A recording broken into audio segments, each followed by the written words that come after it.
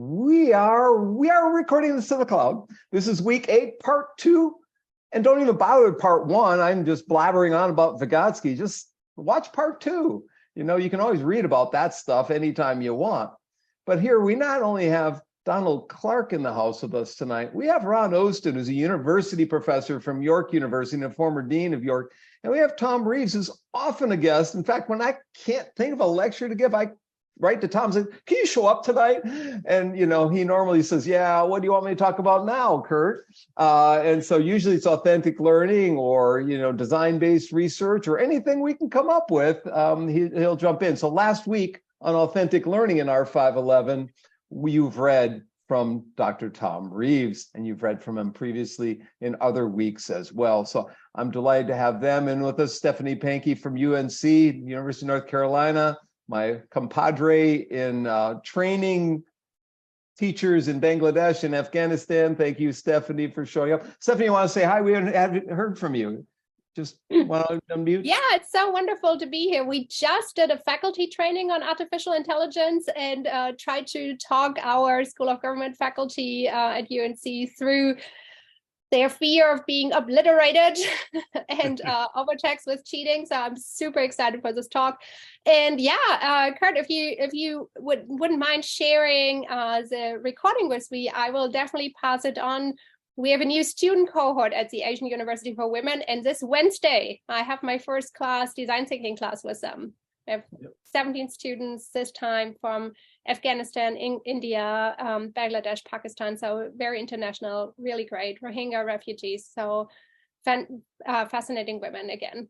Yeah, so for those who don't know, Stephanie's at North Carolina, but helping out with the young ladies who escaped Afghanistan at the last minute and are in a master's program in Bangladesh. We brought them in on our podcast show. We're going to talk about Donald about his podcast show, but we brought him into our podcast show, Silver Lining for Learning, 2 weeks ago, along with Stephanie. In the chat window, I'll put the link if you want to listen to these young women, these future leaders of the world. It was a fascinating show that we had. We also have Chris Devers from Johns Hopkins with us. And so Chris and Stephanie and I and Tom all arranged a conference a couple of years ago, 6 years ago, actually, to bring Donald to the eLearn International Conference in Washington, D.C. In November 2016. So this is the first time Donald and I have been in the same room since that time. Yeah. And Chris, you want to say hi to everyone? Hey, everyone. Thanks so much for having us. I'm excited to listen to Donald's talk and learn from all of you. And we also have Edgar Leon from Puerto Rico that's been bashed with all sorts of catastrophes, whether they're earthquakes or hurricanes or tropical storms or corruption. Edgar's put up with a lot of crap during the past few years and is here to learn whatever he can and bring it back to Puerto Rico. Is that right, Edgar? Yes, sir. An ex-professor from the University of Puerto Rico, ex-professor from Michigan State University. Thanks heaven I'm not in that snow now.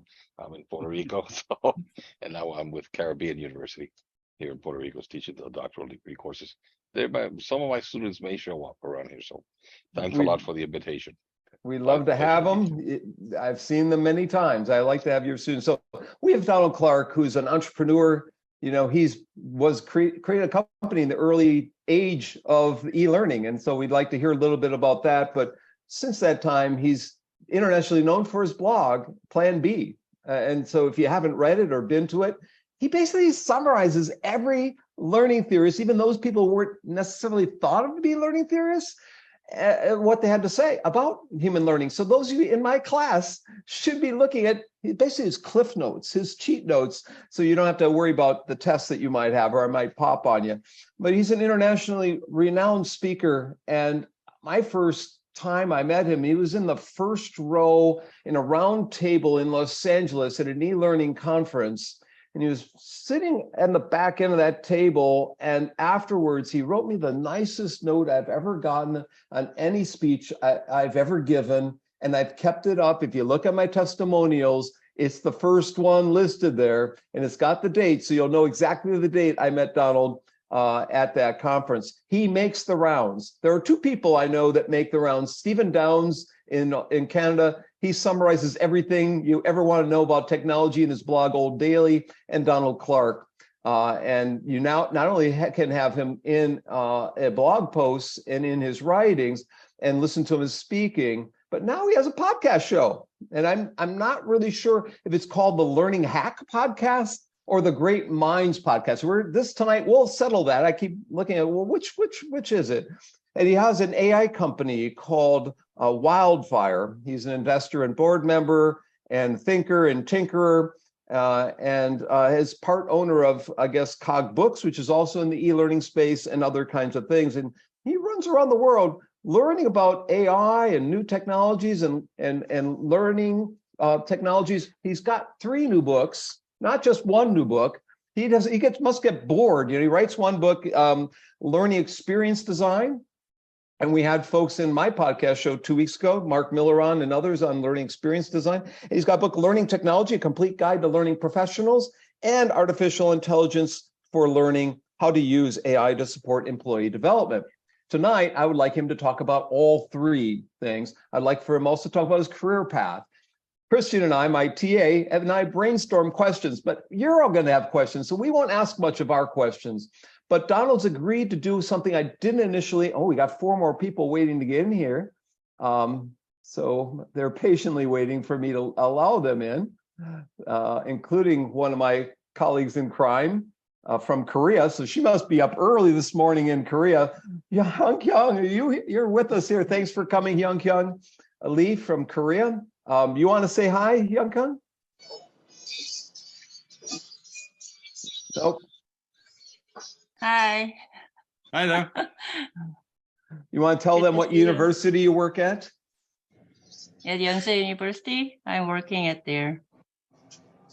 So it's the top university in Korea, private university. Thanks, Hyung Kyung. And so great to have you here early in the morning with us. So I've asked Donald to present on AI. That was originally what he agreed to. I owe him 3 pints of beer in Norway when I finally see him again. But Donald's going to take this in whatever direction he wants. He has full reign and control over what he's going to say here about AI or about his 3 new books. We haven't scripted this, but I know it'll be interesting. And then after that, it won't maybe be a long presentation. After that, we'll open it up for questions from all of you as well as from myself. So does that sound like a good process here? Donald? Would Sounds great, yeah. Like to take over and tell us about your path and then get into AI? Okay, yeah, I'll sort of keep this as a dialogue, Kurt. If you want to ask me a question, other people got questions, just come in there. I have no problem with that. I'm always aware. I think I remember telling you this when I'm speaking to an American audience. You may already know I have an accent, which is from Scotland, and I know your cultural references for that are probably just Shrek and the janitor from The Simpsons. So it used to be James Bond, but that's a way in the past now. But they're my new cultural references. But what I'll do is just quickly, give you a thumbnail sketch of who I am, and then maybe we'll cover the first 2 books and then go into the AI thing, because I'm hearing that that's probably the topic that people are most interested in, and indeed it's the topic I'm most absorbed in. So I've been in the whole learning technology thing all my adult life. I'm speaking, by the way, from Brighton on the south coast of England and not Scotland. It's as far away from Scotland as you can get in the UK. But I'm here because I had a degree and I did a PhD in philosophy, which meant I was unemployable. So I got into business with 2 guys, and we built one of the very first e-learning companies in the UK. That was quite successful. Early days, before the internet, used to be called CBT, computer-based training. Floated that in the stock market, sold it 2005, made a bit of money. And some people, they're sort of free from the tyranny of employment in a sense. So, then, Donald, what was the name of the company? So that company was called your biography. They need to know the company. Yeah, sure. The company was called Epic. Now that company was bought and is now called the Learning Technologies Group, and it's on the stock market. It's worth about $1 billion now. It's become a huge sort of learning tech type company in the sort of workplace learning field. And then I got involved in another company called Learning Pool, and I'm really proud of that company. They're in Northern Ireland, where there's a lot of trouble, in a place called Derry. You may have heard of Bloody Sunday and so on. We're in a very, very poor town in Ireland. And we built that up, and we sold that in 2021 during COVID for 200 million. And they they've bought several US companies and so on. So that's that. So I've done a lot in that business. You know, I've been a practitioner really, building stuff. Implementation is really hard. But on my travels also, I've had a parallel track, which is really doing a lot of reading and writing. I mean, it really came about because when I first came into this industry in 90, I bought a little home. A little interesting biographical fact is I have America to thank for my career. Because when I was 19, 20, I went to the US and studied there for a bit in Dartmouth College in New Hampshire. And there, it was where I first came across the AI thing. For those AI aficionados may know that that's where the first modern conference was held in 1956, the year of my birth, the year Elvis was launched. And that's where I first picked up on this stuff. And I was doing courses in philosophical logic. And I got my first programming on a big mainframe there. Came back to the UK, bought a little computer, and off I went. And the first learning thing I got involved in, I used to go to the Soviet Union then a fair bit. And I taught myself the Cyrillic alphabet and basic Russian vocabulary. If you'd ever been in Moscow in those days, nobody spoke English. There were no signs in English. It was, complicated. But then, built that company, blah, blah, blah. But more recently, I think just let's jump to the present more. During COVID, I'd written and blogged loads for years and years and years. And I said, I'll give a book a bash.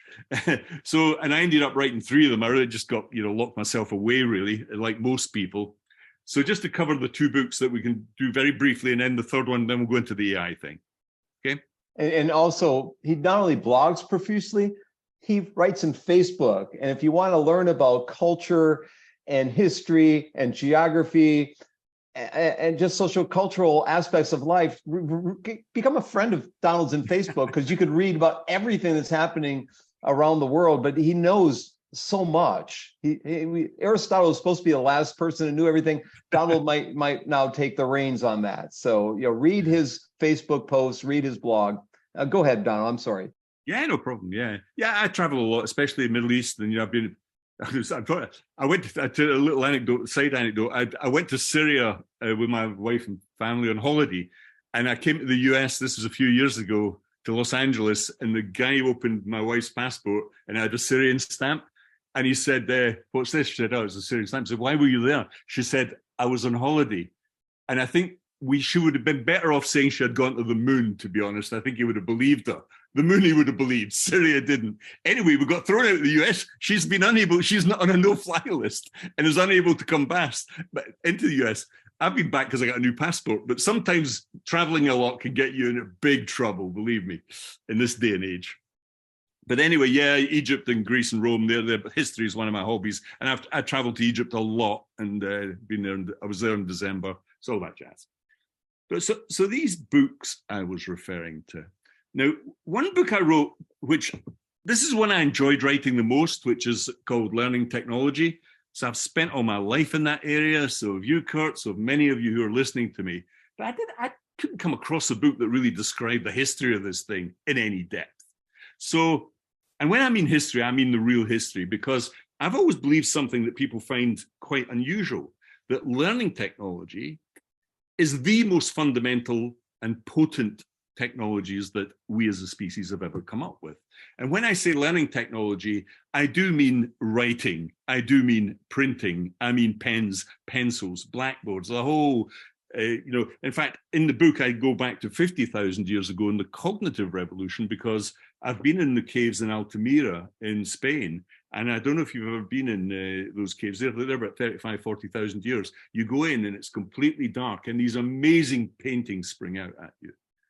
And it takes your breath away. It's absolutely beautiful. So people and recent research, once we got over the sort of 60s interpretation of that stuff as a sort of shamanic drugs type thing, which it clearly is not, then most modern literature on this shows that they were actually big simulations or classrooms. You had to learn that there were prey and predators. There were things out there that were going to kill you, and you also had to kill things to stay alive. And so they were, in a sense, small simulators. And there's loads of interesting literature over the last 3 or 4 years on this. So I took it right back to that. Printing, of course, writing is the big bang. That's the big one. And in the first chapter, I really look at sort of 10 criteria for technology, learning technology in specific, because underlying all technology, if you don't know how to read, if we didn't have books, we have no other technology. All other technology comes from these basic generative technologies that allowed us to externalize our thoughts, plan for the future, draw things, build things, imagine them, and execute them. So learning technology for me was fundamental, but it's hardly ever recognized as such, which always puzzled me. But then I had to look at some real things about its scale. The reason it's so potent was the fact, of course, that it scales. It has massive cultural impact. Of course, think of writing, think of printing, think of the internet, now think of AI. These things will have phenomenal cultural impact. I agree with you on the writing part, Donald. My dissertation was computers and writing. Yeah. And I was influenced by our guest in 2 weeks, Robert Cosma, of the famous Clark and Cosma debate.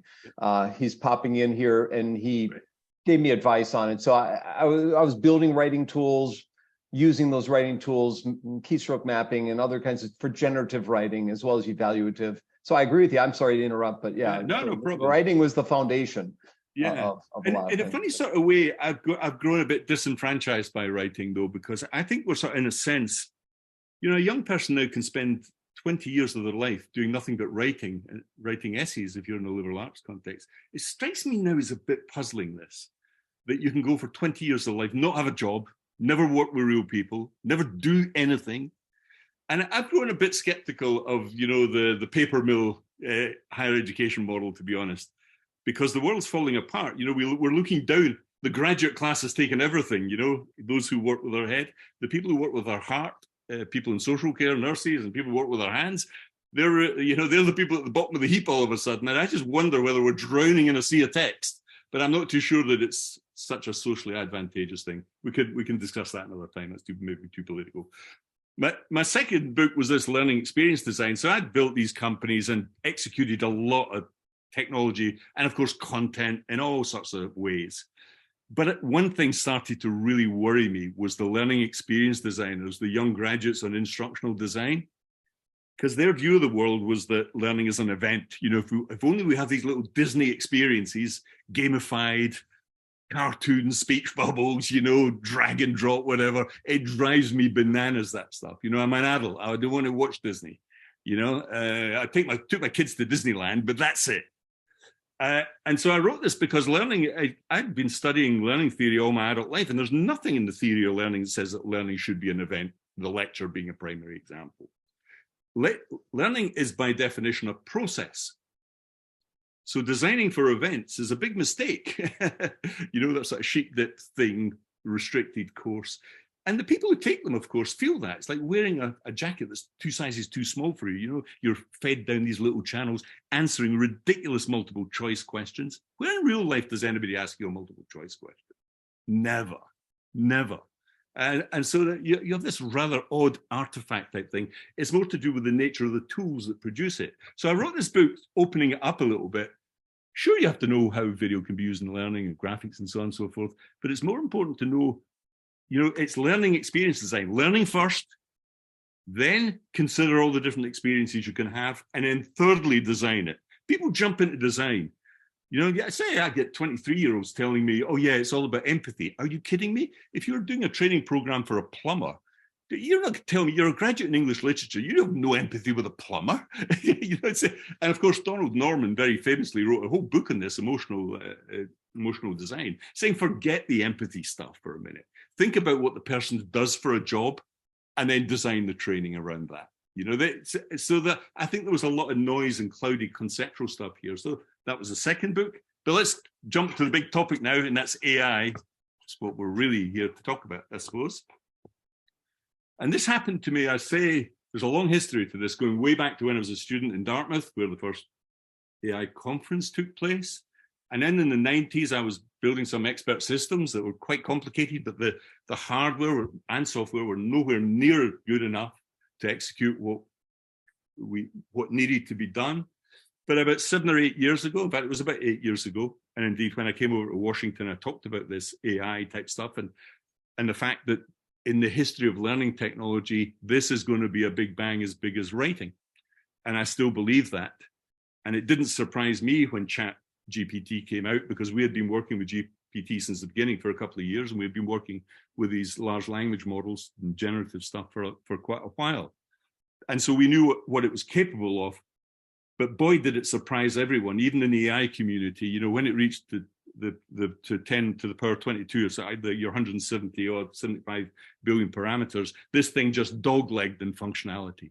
And that took everyone by surprise, how good it was. And remember, this is like an embryo. You know, we still have to get the real child.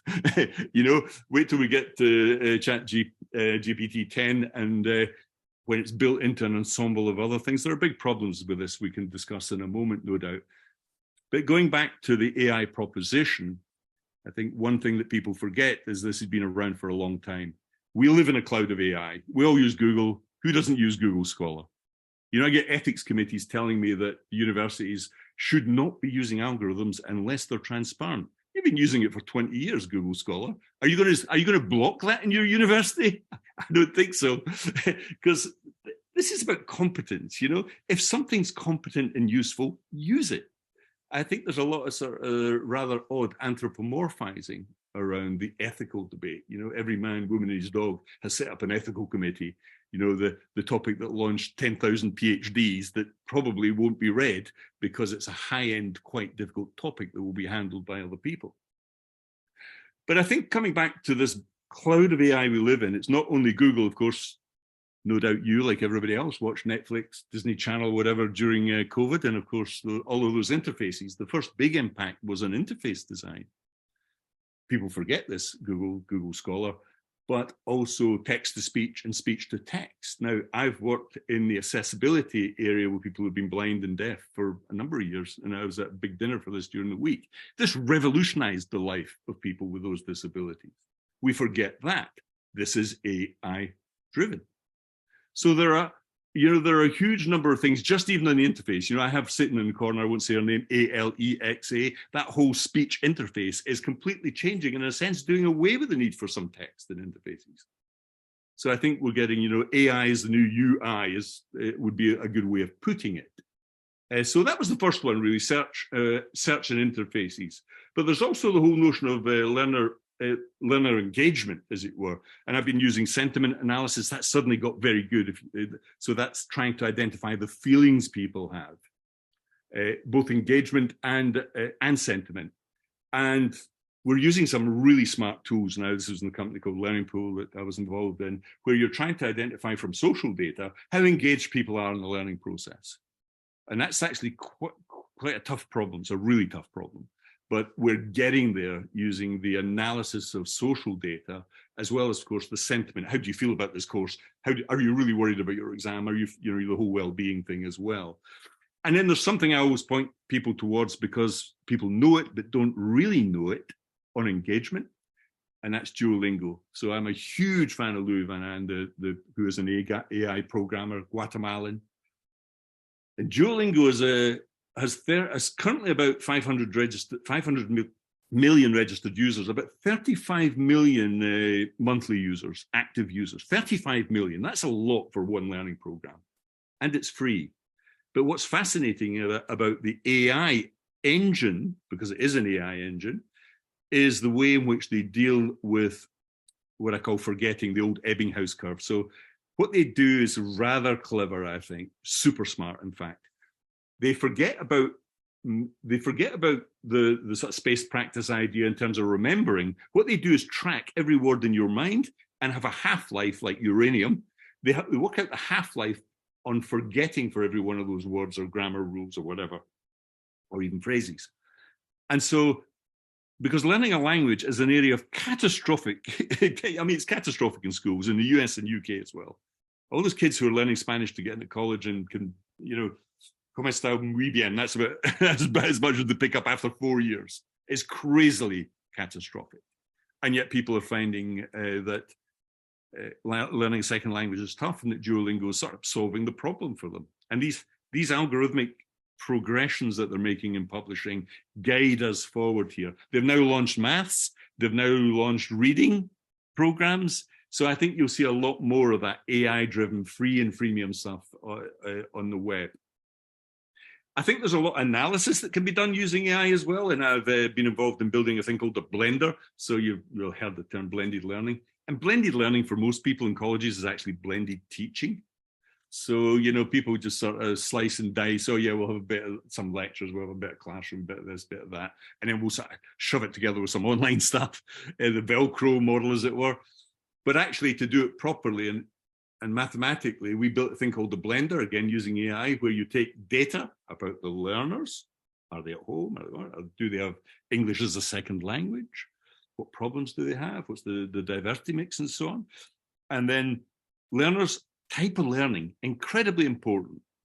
You know, we tend to talk a lot about Bloom or all that sort of stuff, and then we shove them in a lecture theatre and completely ignore any sort of reading from the data, as it were, and then also resources. What we do is use AI to pump out an optimal blend, an optimized blend that suits that particular learning for that particular audience using this particular technology set, and real teachers as well, of course. And then, you know, if you move across the learning journey here, AI is hitting you left, right, and center, all of these things. If you move into learning support is the big one, that's where ChatGPT has come in. But remember, it was 4 or 5 years ago that we had the famous Georgia Tech chatbot, which, you know, again, a very small data set. There were about 40,000 emails from students to faculty. They were AI kids at Georgia Tech. And they, because it was in the AI department, they built their own chatbot. But it was so successful, of course, once they swapped one of the 9, it was 9 teaching assistants. They swapped one out for the chatbot, and it got famously put up for a teaching award, you know. And of course, they had to slow it down because it was coming back at you so quickly. It clearly wasn't typing, so they had to slow it down to make it look like a dumb human. But that was the first of many. I'd been involved in many chatbot projects, but now this technology is starting to get very good indeed. And remember that people forget that ChatGPT, they forget the word chat. This is why prompting is so important. You know, you should be interrogating this thing. It's like Socrates. It remembers what you've just asked it. And if you know how to ask it, it's a bit like speaking to an alien. Imagine you're one of those weird objects that you saw over the States. Imagine one of these aliens just knock on your door and they can speak English or Spanish. But when you speak to it, it's a bit odd. You know, it's a bit, it's perfect English, but it seems a bit odd. That's what speaking to ChatGPT is like, speaking to someone from another world. So you have to learn how to deal with it because it has no comprehension, no consciousness. It's just spitting out words on a probability basis. But once you learn how to speak to it, wonderful things can happen. So I think the whole chatbot thing and learner support, that had already been proven. And I think that will be massive, taking the weight off faculty, teachers in schools, any trainers, you know, because everybody hates workload. You know, workload's the enemy of good teaching in many ways. And then a really big one for me is actual learning delivery itself. And I'm going to be incredibly unpopular here by saying, I sort of always did believe that, you know, teaching is not an end in itself. Teaching is a means to an end. And if we can automate teaching, if we do the thought experiment for a moment, suppose we managed to automate teaching so that it was all delivered by technology. I don't think that's possible, certainly in the next decade or so. But imagine the impact it would have on that. You talked about people from Afghanistan earlier, and I've been to Africa a lot.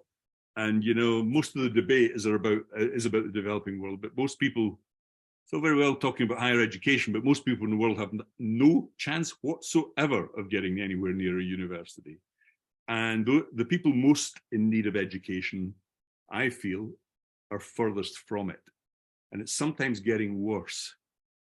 And so I think we have a chance here with Skylink and other types of technology of delivering without any blind spots at all across the whole planet, high enough bandwidth to deliver AI smart platforms, smart technology, smart content that will change the world forever on this front. And you can see a glimpse of it through the AI that's landed on our lap through ChatGPT, and that's by no means perfect. And in personalization, I was involved in building a company where we did an adaptive learning thing, and it works. It does. We were in ASU, we did it on American history, we did it in physics, we did it in stats, all those 101 courses.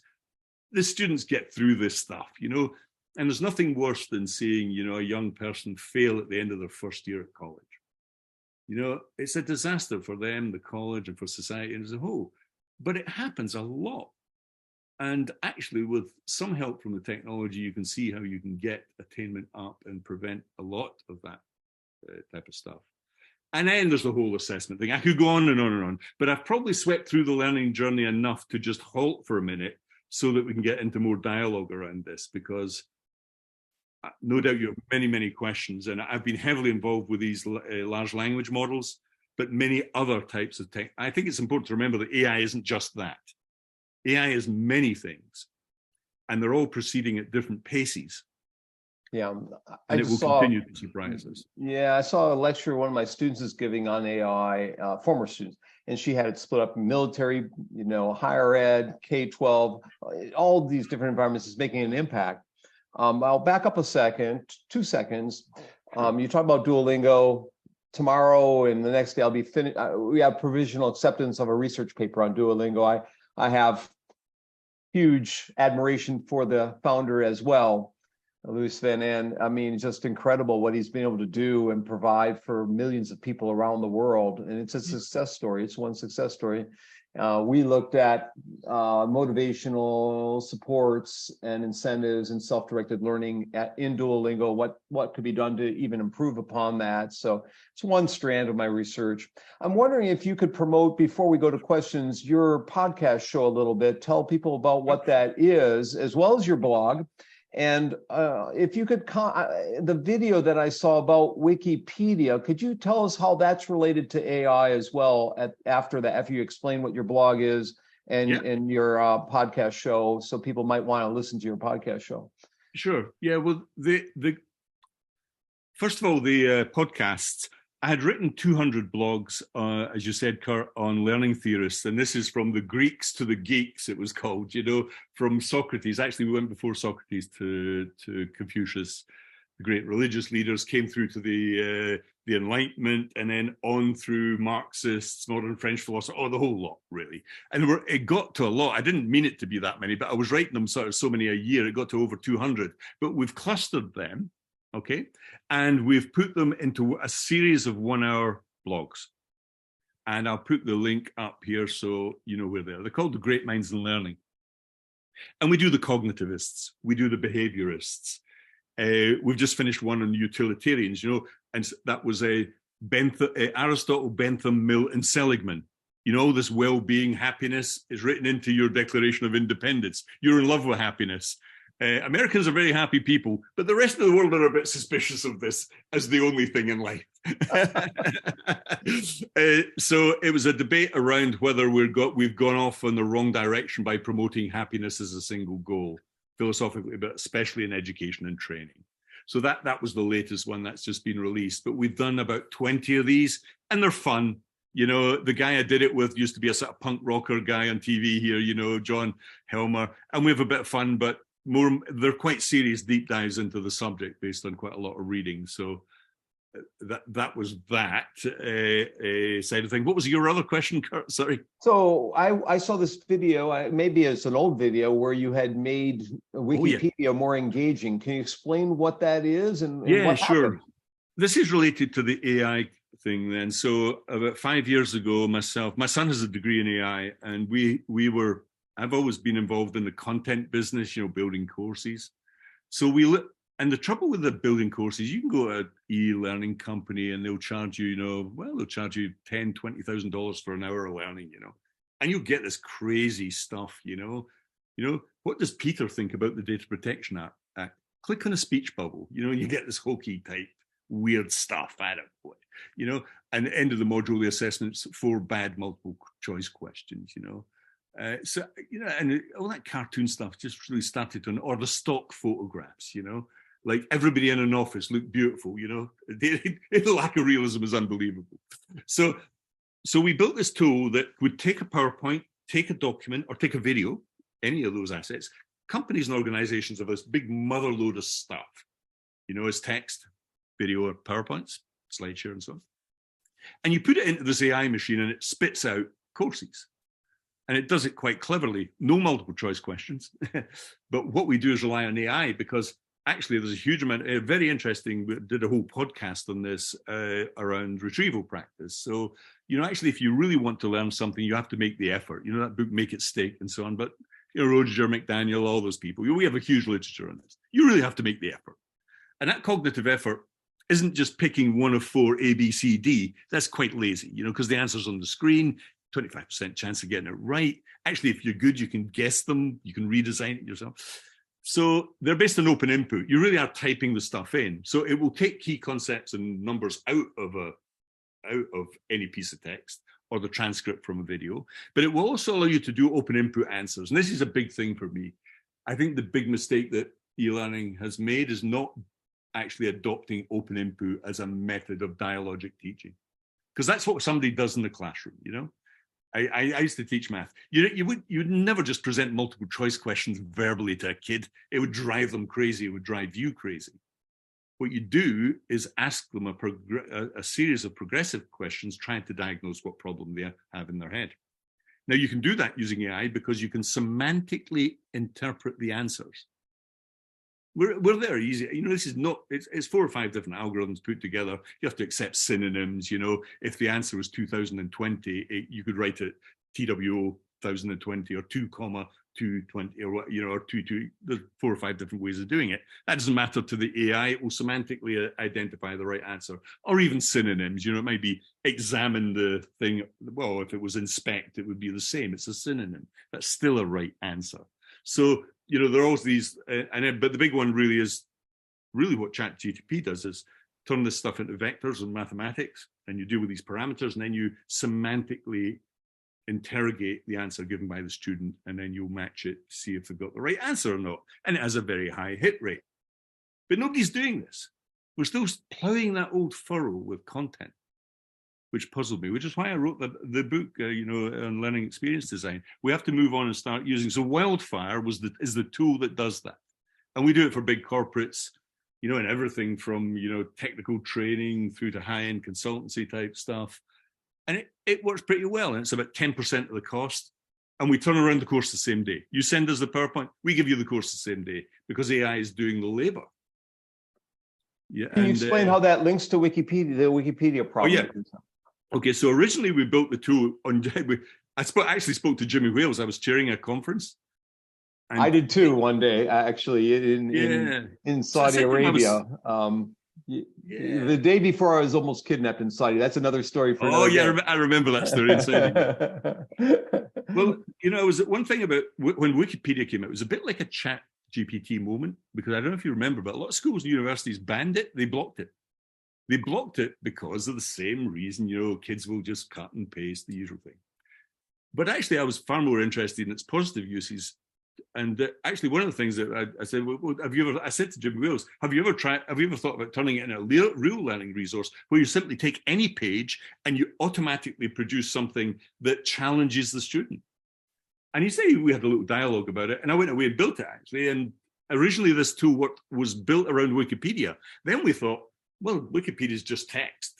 We can apply it to any text. So we eventually had it working with video. So, you watch a YouTube video, and I did a lot of research. Video is a really poor medium for learning, by the way. People are spending billions on video, but how much video did you watch during COVID?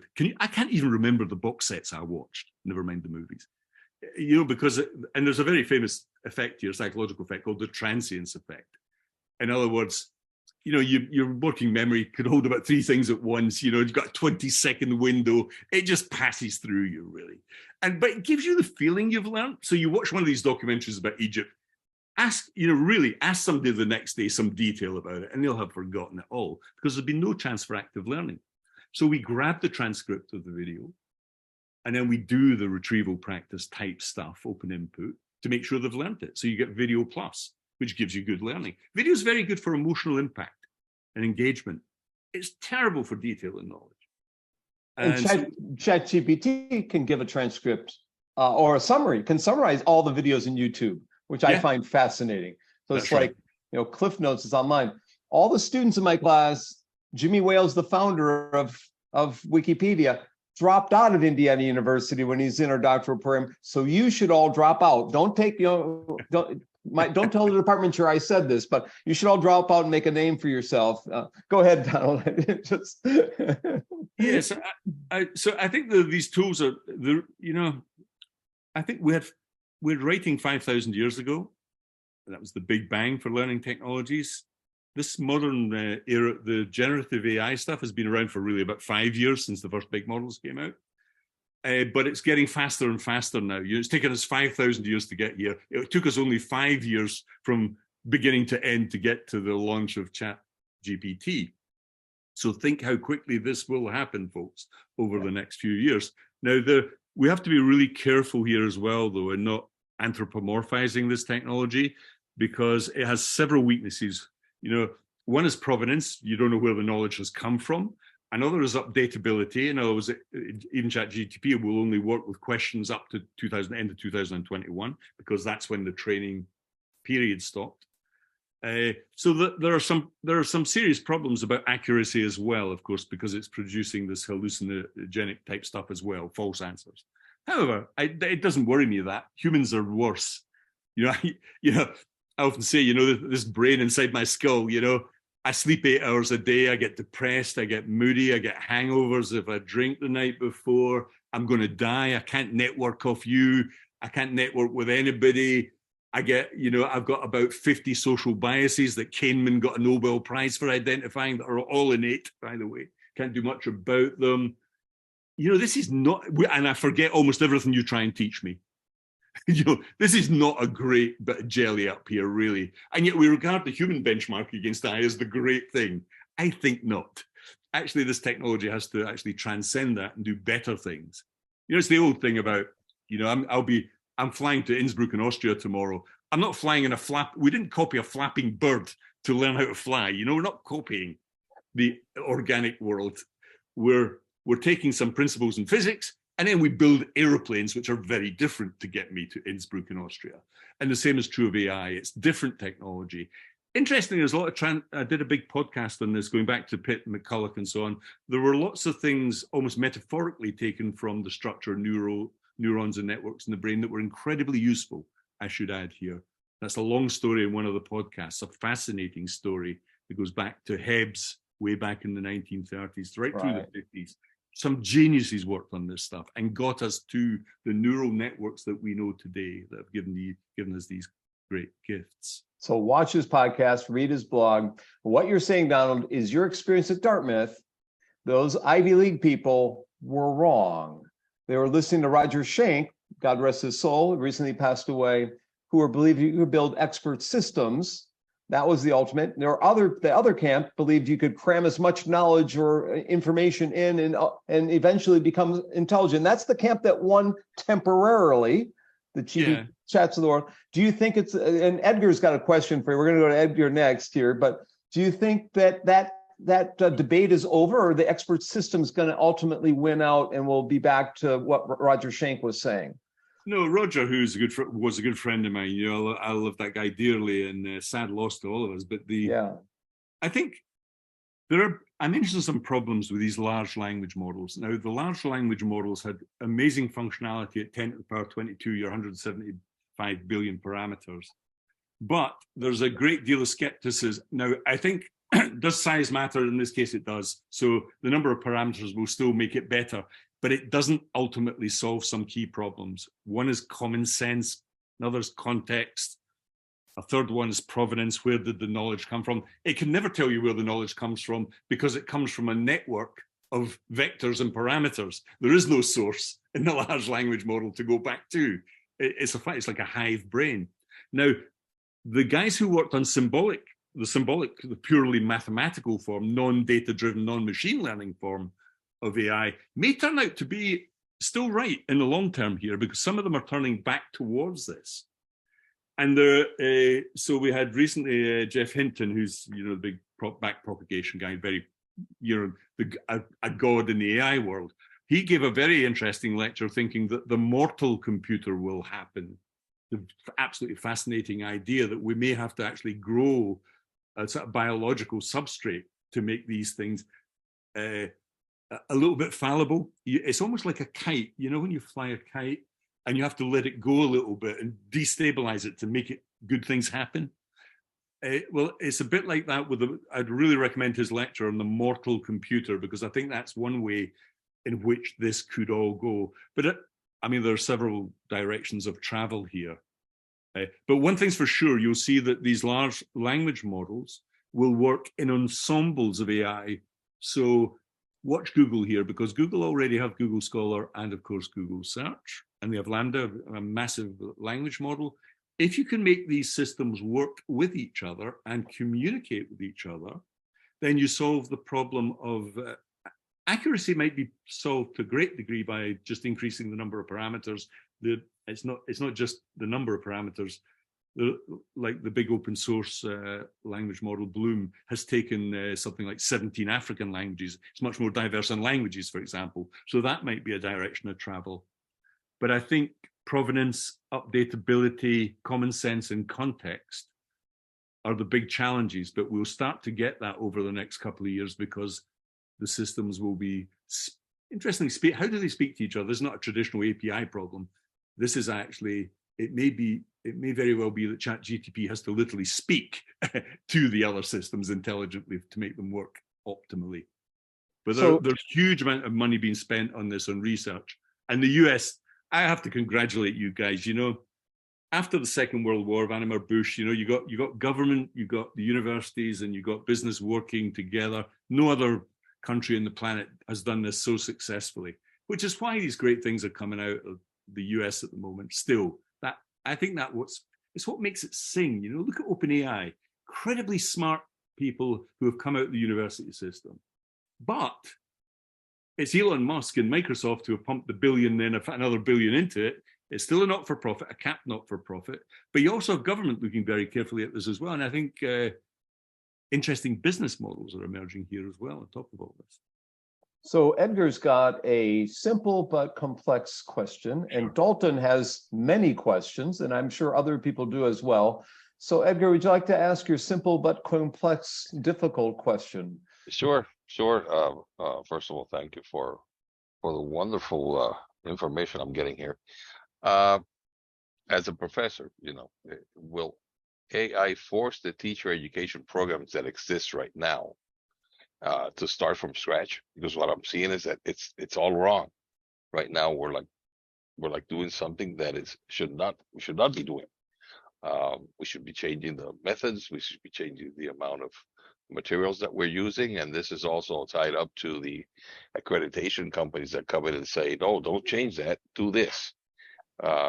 So I'd like to see if you had some experience on that one, on the teacher. Yeah. I'm thinking about the future teachers. You know, what are they going to do? Well, there are several interesting remarks I would make on that. First of all, that teacher training has traditionally captured and fossilized old knowledge.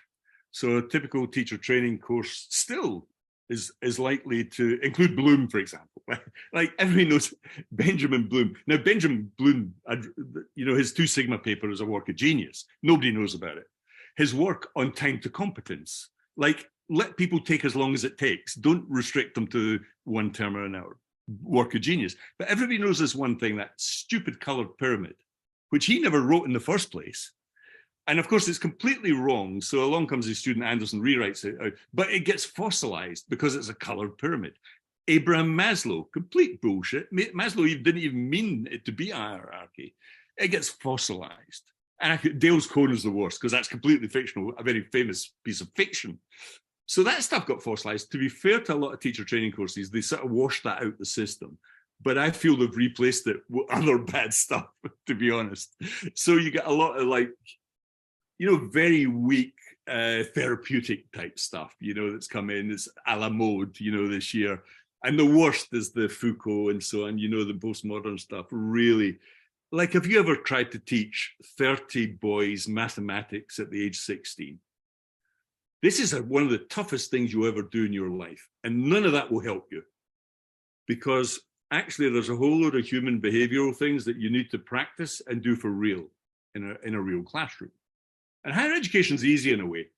Lecturing is really easy. Setting essays is really easy. Teaching is really hard, which is why I don't think much teaching sometimes goes on in higher education traditionally. There's the illusion it's teaching, but 40% of students don't even turn up for lectures, even when they paid thousands of dollars to be there. And that's globally, that figure is true globally. Even in Harvard, 40% don't turn up. It's so crazy, isn't it? it's like going into a restaurant. It's like everybody's paid for the meal, and then you go into the restaurant, nobody's turned up. You go, there must be something wrong with the food here, guys, surely. And of course, we had, in my era, we had no recording of lectures, which is an act of, it was totally banal, you know? If I was a novelist, I wouldn't turn up and say, I'm going to write my novel. I'm not going to put it in a book, though. You're going to have to sit and listen. Or if I was a journalist, I've written an article, better listen, boys and girls, because I'm not going to put it in a newspaper or online. You go, are you kidding me? That's what sometimes, you know, that's faculty do this all the time. I taught physics, and I had a lot of success doing a lot of projects. You know, Yeah, rocket project, solar car project, all sorts of projects so the kids could apply the concepts that they had to learn. So I was totally out of the box. Feynman's famous book, he's famous for his book, Lectures in Physics, but he hated lectures. I mean, he said they were almost a waste of time.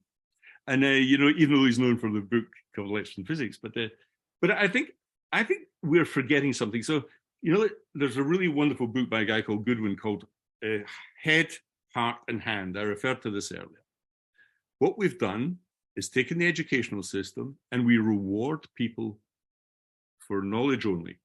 So you can spend 20 years of your life basically writing stuff, writing essays, filling in things, and that's your education. And of course, when you come out into the real world, you find actually people aren't sitting around writing nowadays, certainly not writing essays. And so it's a bit of a shock, the workplace. So you get the jar between the two. But at the same time, in my lifetime, I'm now 66, I've seen vocational learning being crushed. And yet I travel the world, and 80% of the people, you'd think everybody worked in an office or in Zoom or something, you know, when people talk about learning. Actually, 80% of the people in the world don't work in an office. They work with their heart or their hands. And yet those people, we look down upon them now. And it hasn't surprised me in the least that we have Trump. I was in Wharton Business School the night before Trump was elected. It was a guy reminding me of this, a guy called Nigel Payne. I don't know if you know Nigel. I know Nigel, yeah, real well.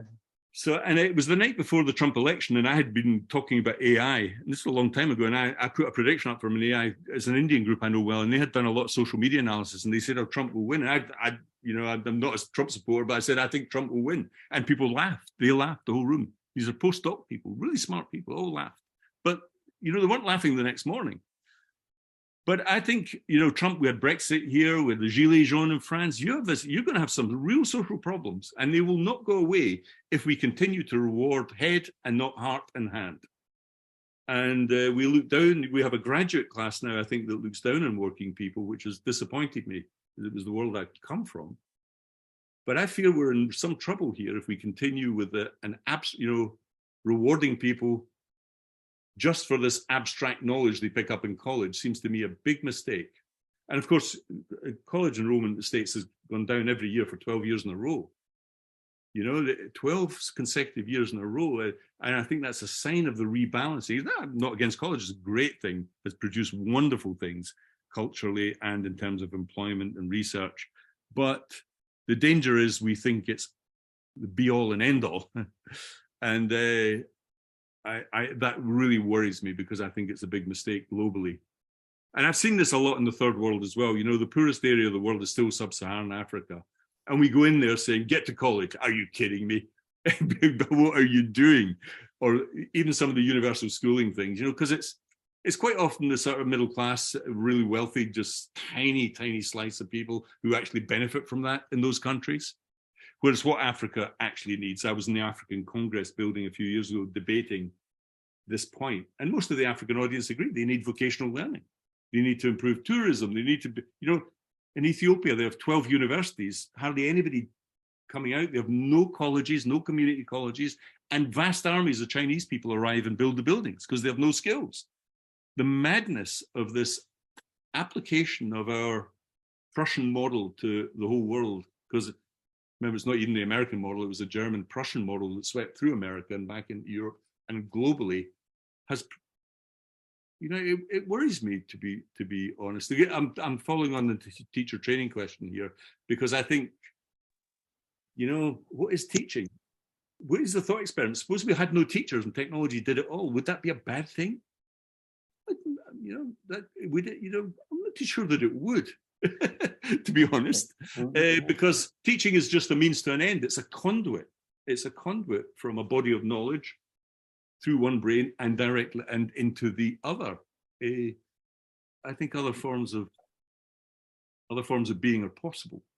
Let me stop you there, and let's go to a female. We've only had men asking questions so far, and myself jumping in, and so Stephanie's got a hand raised. So I will let Stephanie ask Stephanie Pankey. But first, I'll point out that yesterday in Facebook, Rick West posted a visual that combined Dale's cone of learning and Bloom's taxonomy, or some maybe it was a learning style model and Dale's cone of learning. It was like. So he is my guest next Monday. So if you want, I asked him to put that slide up next Monday. So we're going to hear from him from BYU.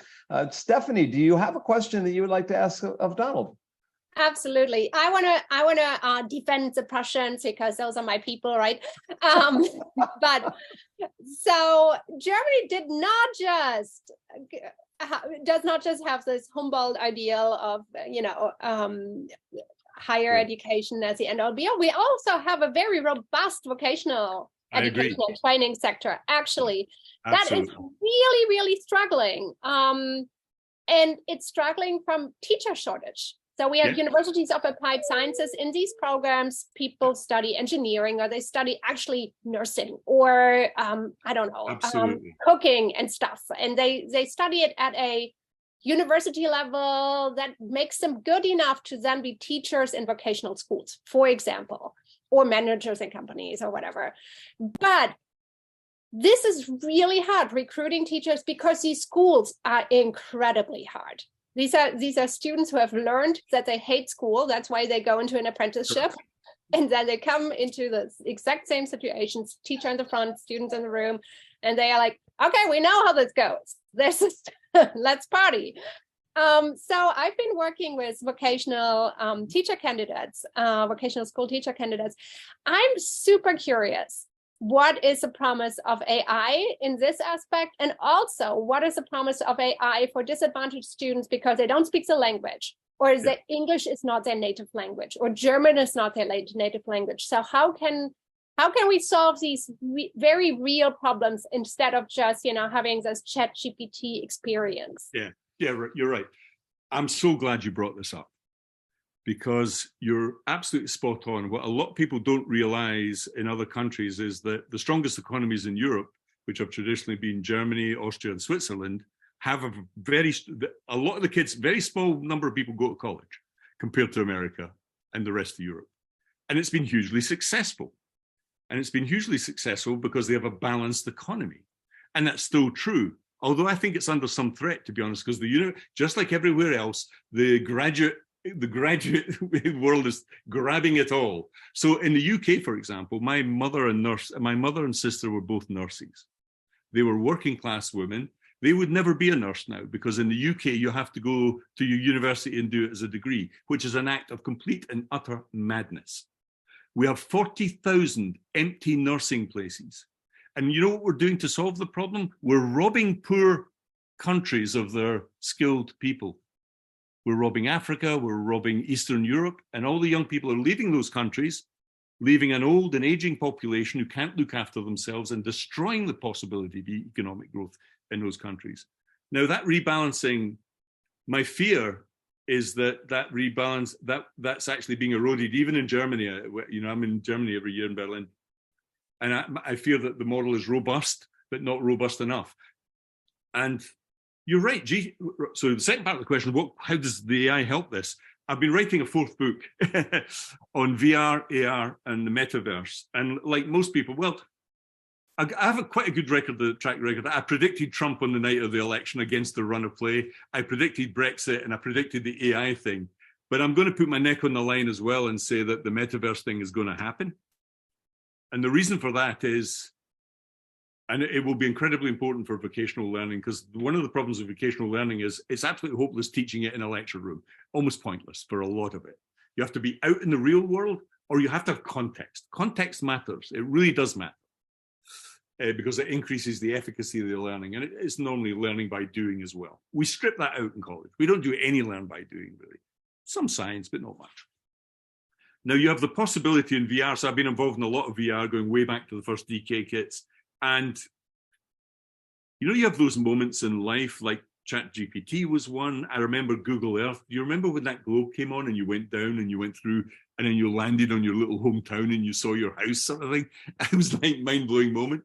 I've had several of those moments. My first computer, when I did my first program and I compiled it and pressed run and it worked.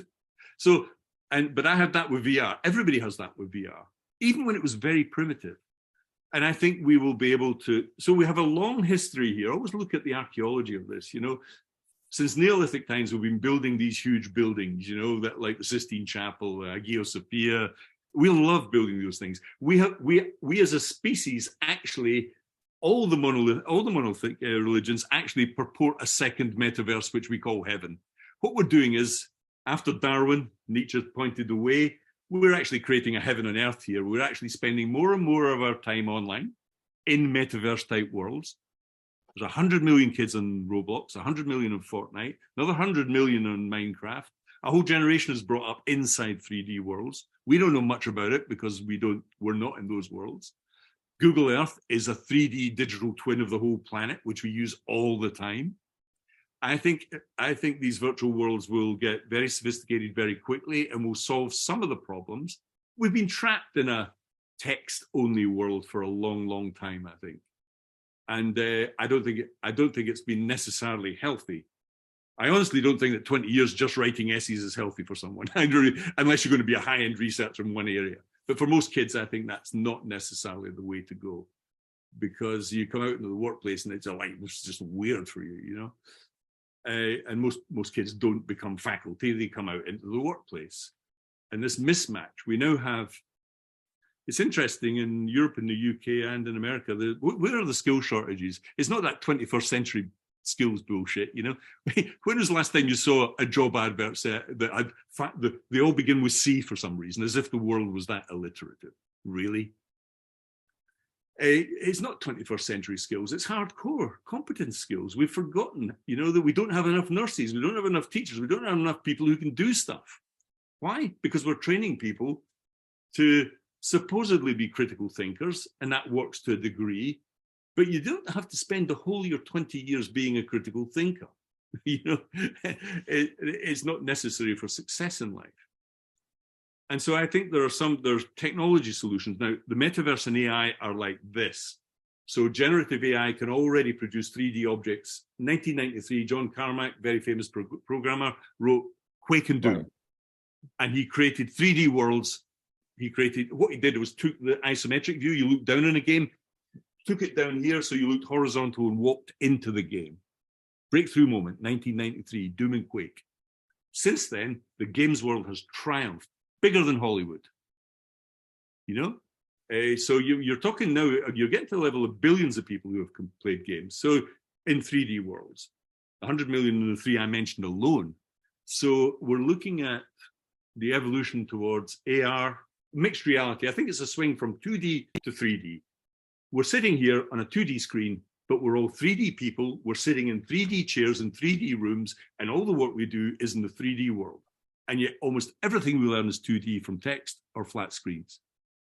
There's something very odd about that. So I think the pendulum swing from 2D to 3D, which is what vocational learning really needs. The old medieval apprenticeship thing. You do something alongside somebody who knows already how to do it. That's a different type of teacher. So we've got a number of questions on the chat, and I want to go to Tom Reeves and get his perspective on things. I know he has a question for you. Oh, yes. Thank you very much. I bought your learning experience design book, and now I'm going to have to buy the other two.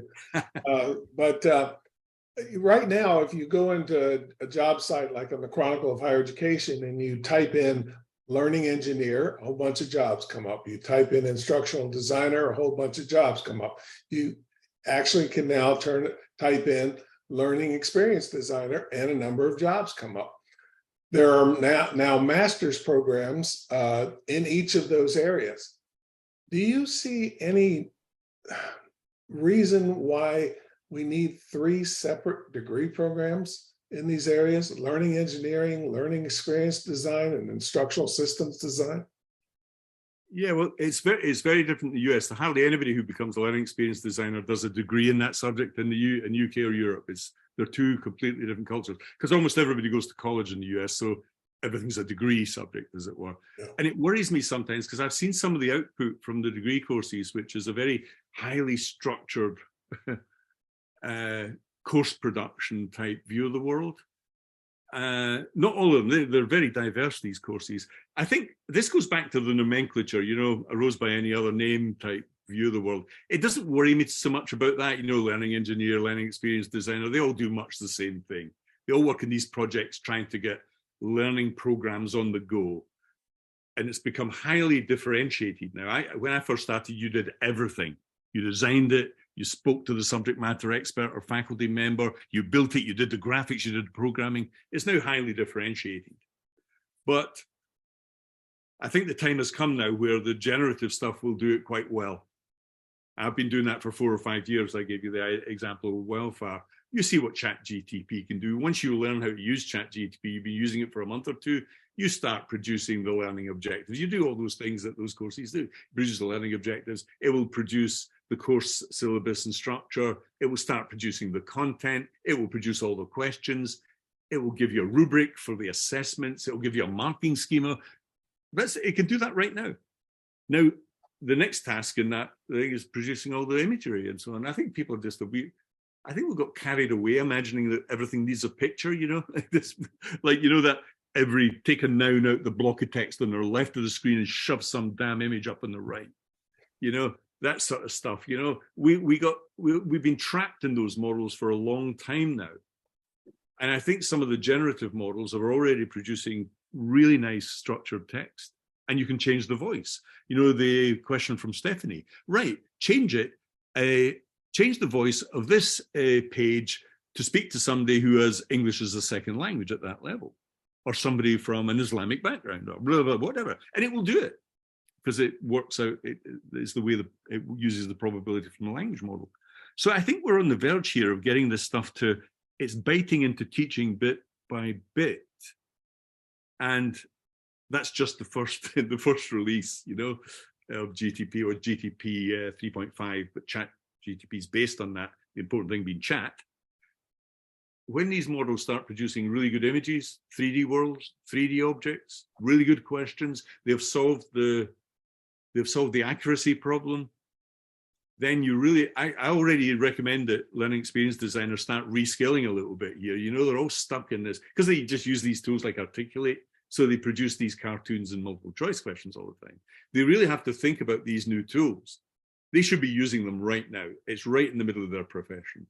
And they should be learning. There's an interesting skill that I think a lot of people don't have is when you use AI, is managing expectations. So when you're dealing with a faculty member or client, you have to explain what this thing is and its limitations, and that's not easy because you really have to know what the technology is. I've listed about 10 skills. I wrote a big blog on this a few years ago and I've just updated it.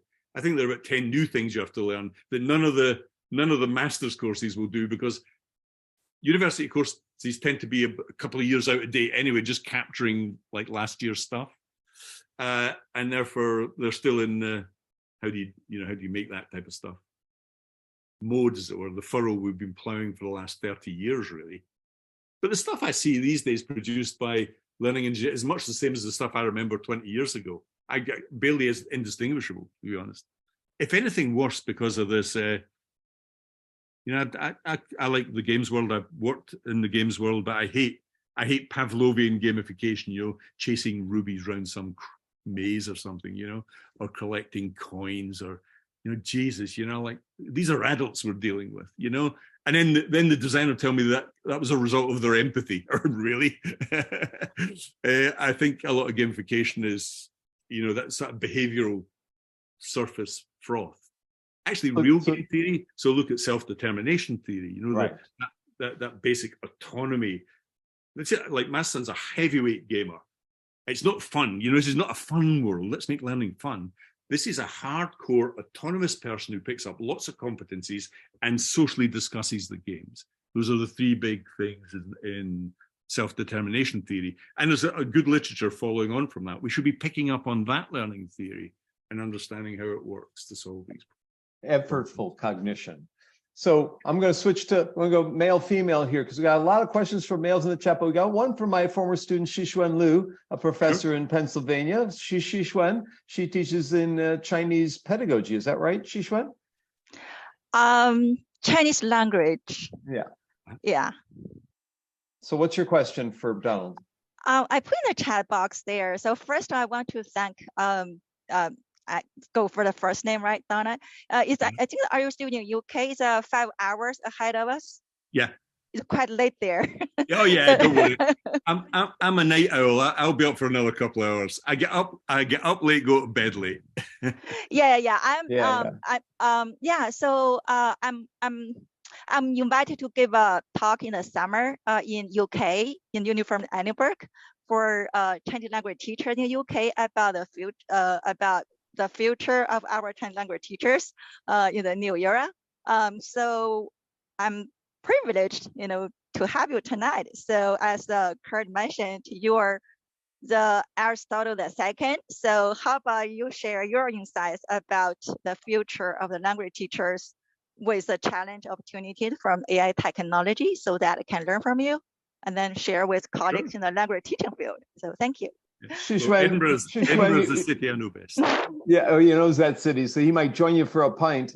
Xixuan, you had 2 recent books yourself. What are your titles of your 2 books that came out? No, it's that's owing to you. I learned a lot about online teaching with Kurt when I was working on my dissertation for my doctorate.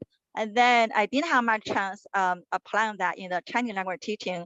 So with the pandemic, so I was able to collect all the papers from colleagues worldwide about how they do the online teaching during the pandemic. So basically 2 books about online Chinese language teaching in the whole world. So thank you, Kurt. You own a lot of credit for that. It's a great book. Both are great books. Thank you. Yeah. I'm very proud of you. So Donald, you have any response? Oh yes. I mean, the one area that perhaps AI has had most impact prior to ChatGPT, as I mentioned earlier, is language learning, and we talked about Duolingo, for example. But the very basic fact that the technology can do superb translation now, machine translation, is just really very good. And secondly, text-to-speech and speech-to-text are phenomenal advances in language teaching in terms of the use of technology. And that's been around for a long time now. And so normally, if you go onto Duolingo, you can speak to it and it is interpreting what you're saying. And it's getting pretty good. I have quite a strong Scottish accent. You're going to Edinburgh and that's a city I know really well. But in the early days of AI, a lot of these systems couldn't understand what I was saying because I spoke like Shrek, I suppose. But now they're really good. They're really good. And they're getting better because machine learning does that. Remember, these things learn. They get better the more they get used. So I think the future in language learning is Duolingo has cleared a sort of spearhead into this market because you have 500 million people have registered for that. That's more than the population of the US. I mean, it's just crazy numbers. And why? Because learning a second language as an adult is probably the hardest thing you would ever do as a learning task, I think, and most people fail. And they fail because of the need. This goes back to this phrase, learning as a process. It's not a series of events. You certainly don't learn a language by sitting in a lecture room. At some point, you have to go out and it's, how do you get to Carnegie Hall, as my friend Roger Schank used to say at the beginning of his lectures. How do you get to Carnegie Hall? Practice, practice, practice. And this really matters. And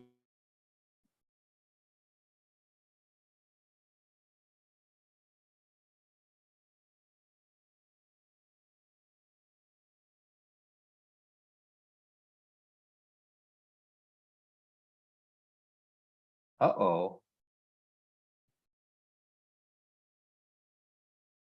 Okay, so not my problem. Okay, so Yeah, it looks like we may have, Donald may have, if you can hear us, Donald, we may have lost your internet here.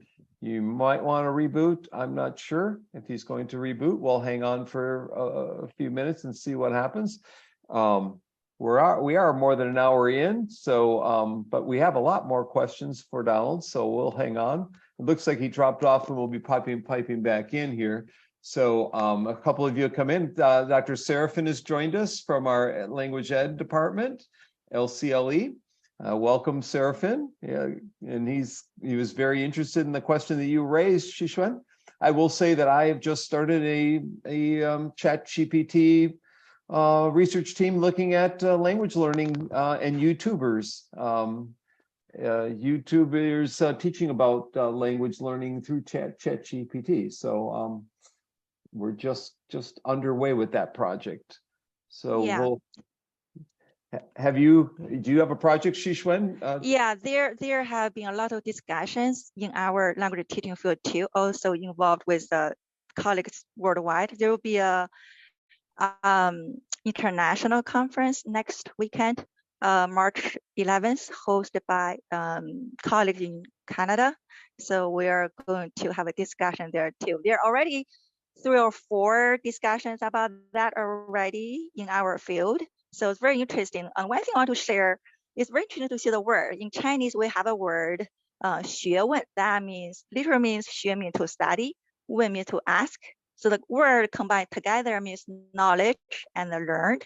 So kind of like with a Chat GPT, the question asked is the primary thing, right? It's a key. So I think it really elaborate that word very well. How to ask questions make you learn the knowledge, get knowledge. So I'll cut you off there. Tom Reese has posted a link to Elicit. You want to tell us what Elicit is while we wait for Donald to come back in?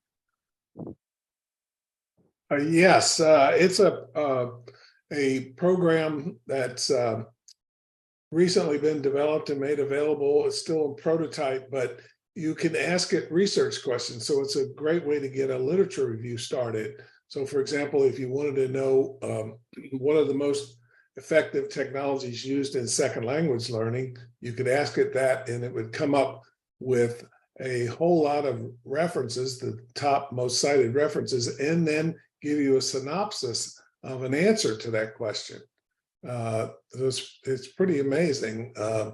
Wow. And, I tried it out for a few days, and today I got a message from them asking me if I'd like to contribute $100 toward their funding. So they're trying to raise funding through you fund me kind of stuff. So anyway, but it's kind of cool. Try it. You might want to try it out. Yeah, I'm up there now. I see we have a hands up from Charan and from Matthew. Charan, I'm curious what your questions will be when and if Donald comes back. Charan?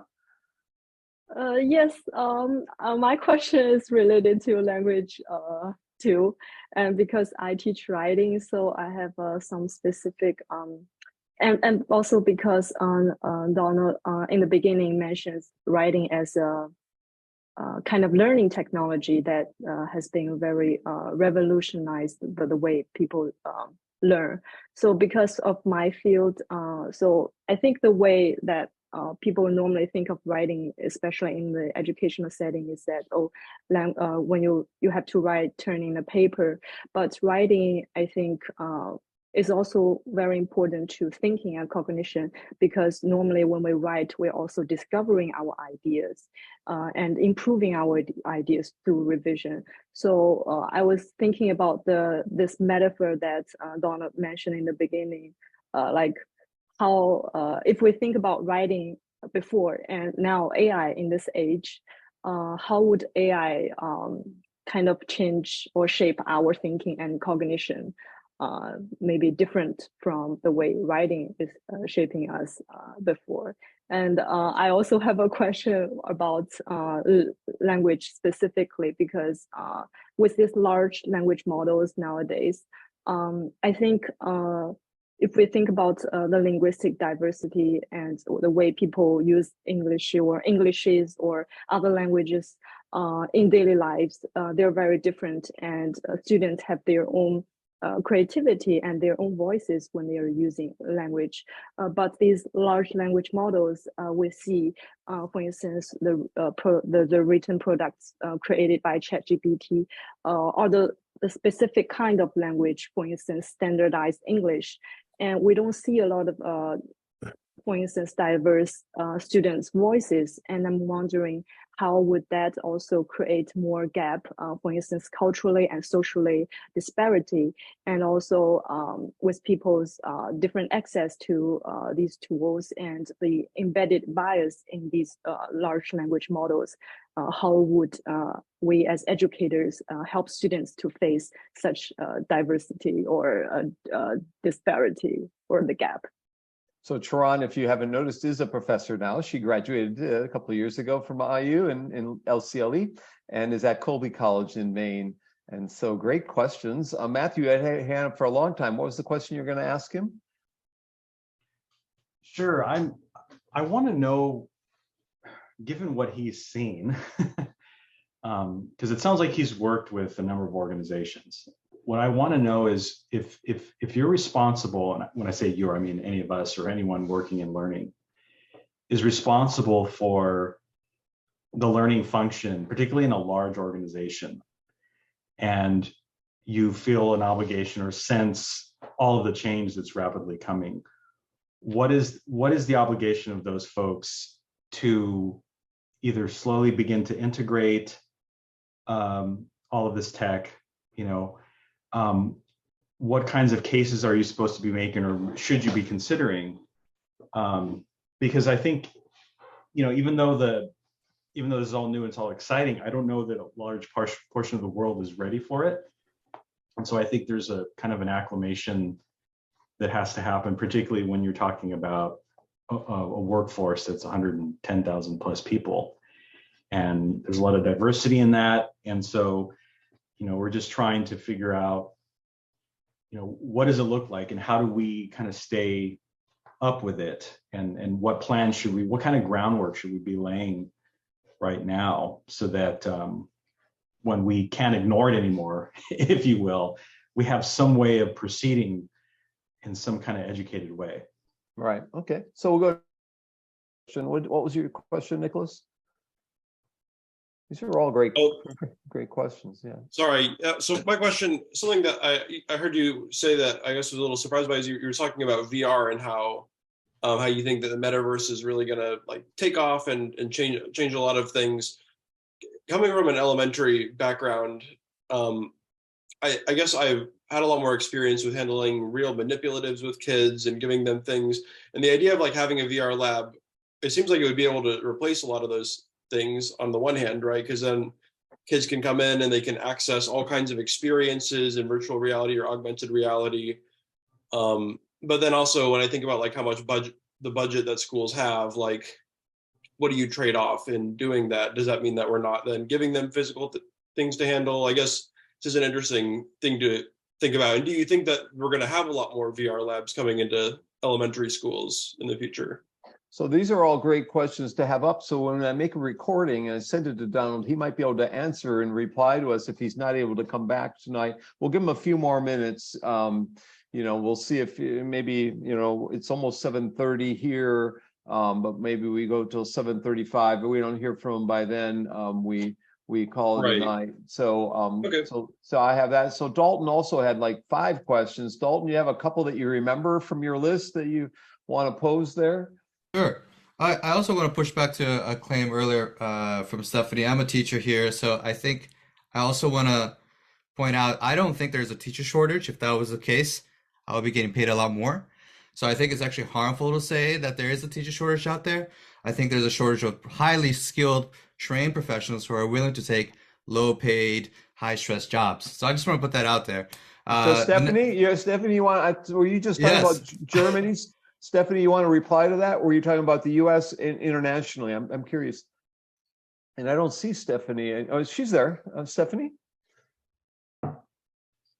Maybe she's taking a break here. So I would also throw more wood in this fire is that there's a lot of skilled professional teachers all over the world that would love to work in Germany if only the immigration process was fair and equitable to them too. But anyway, I'm getting to my question also. My question is about authentication.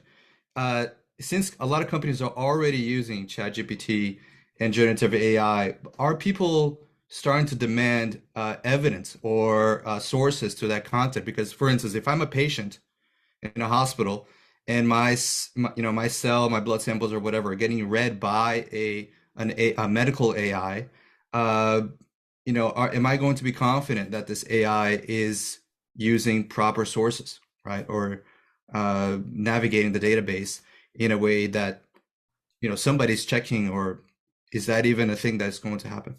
Right, and getting your scans and reading the radiology reports and whatnot. So yeah, all that. Stephanie, are you back? Kurt, there's another question, something to throw in there too. Is that even though you have teachers that are getting low pay, but the administrators, I'm talking about Puerto Rico, administrators are high. They have high pay scales, but the teachers are lowest. So that's also a dichotomy that we have to deal with.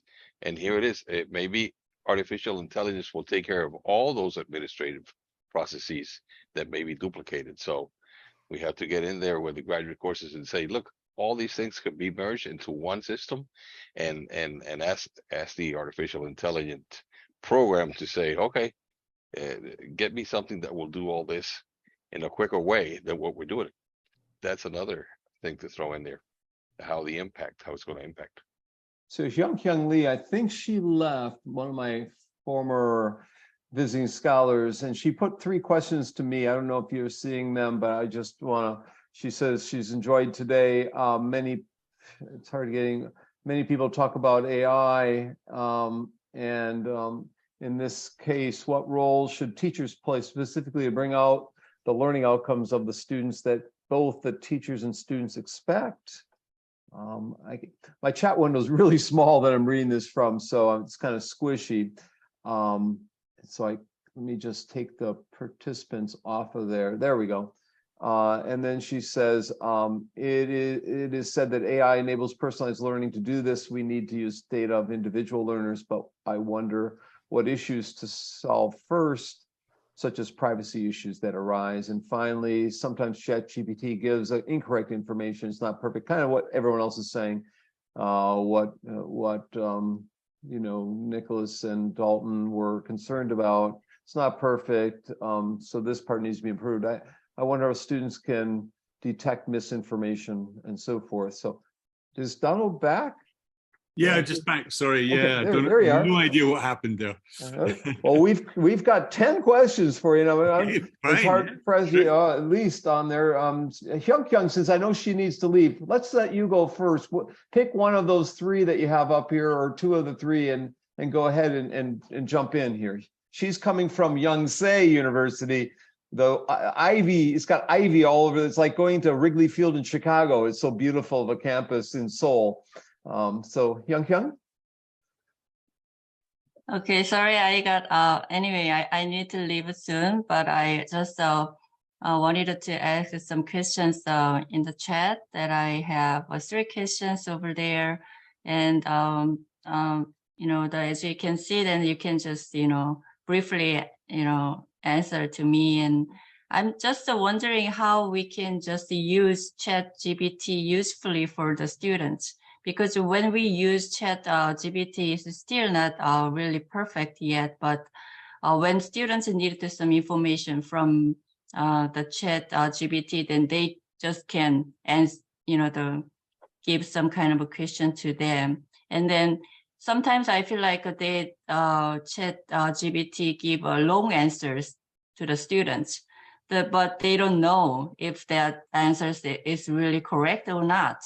So how the students can figure out this is the really correct answers or not, and how they can use the information really, useful for their kind of work, like assignments, papers, any other things. Okay. I think that's enough at this point. So Donald, you want to try either one of those? Sorry, Hyung. It's a big mistake to see GPT as a search engine like Google, because it's just not. So I think once you reframe ChatGPT as like a sort of mentor who's not always right on your side. Remember, this is early technology. So don't raise your expectations too high on accuracy. That will come in time. But it's surprising, people get academics always get, a bit angry about, oh, it's not perfect. I've got books behind me. I can pick half a dozen off the shelf that have got mistakes in them. The idea that, knowledge is fallible.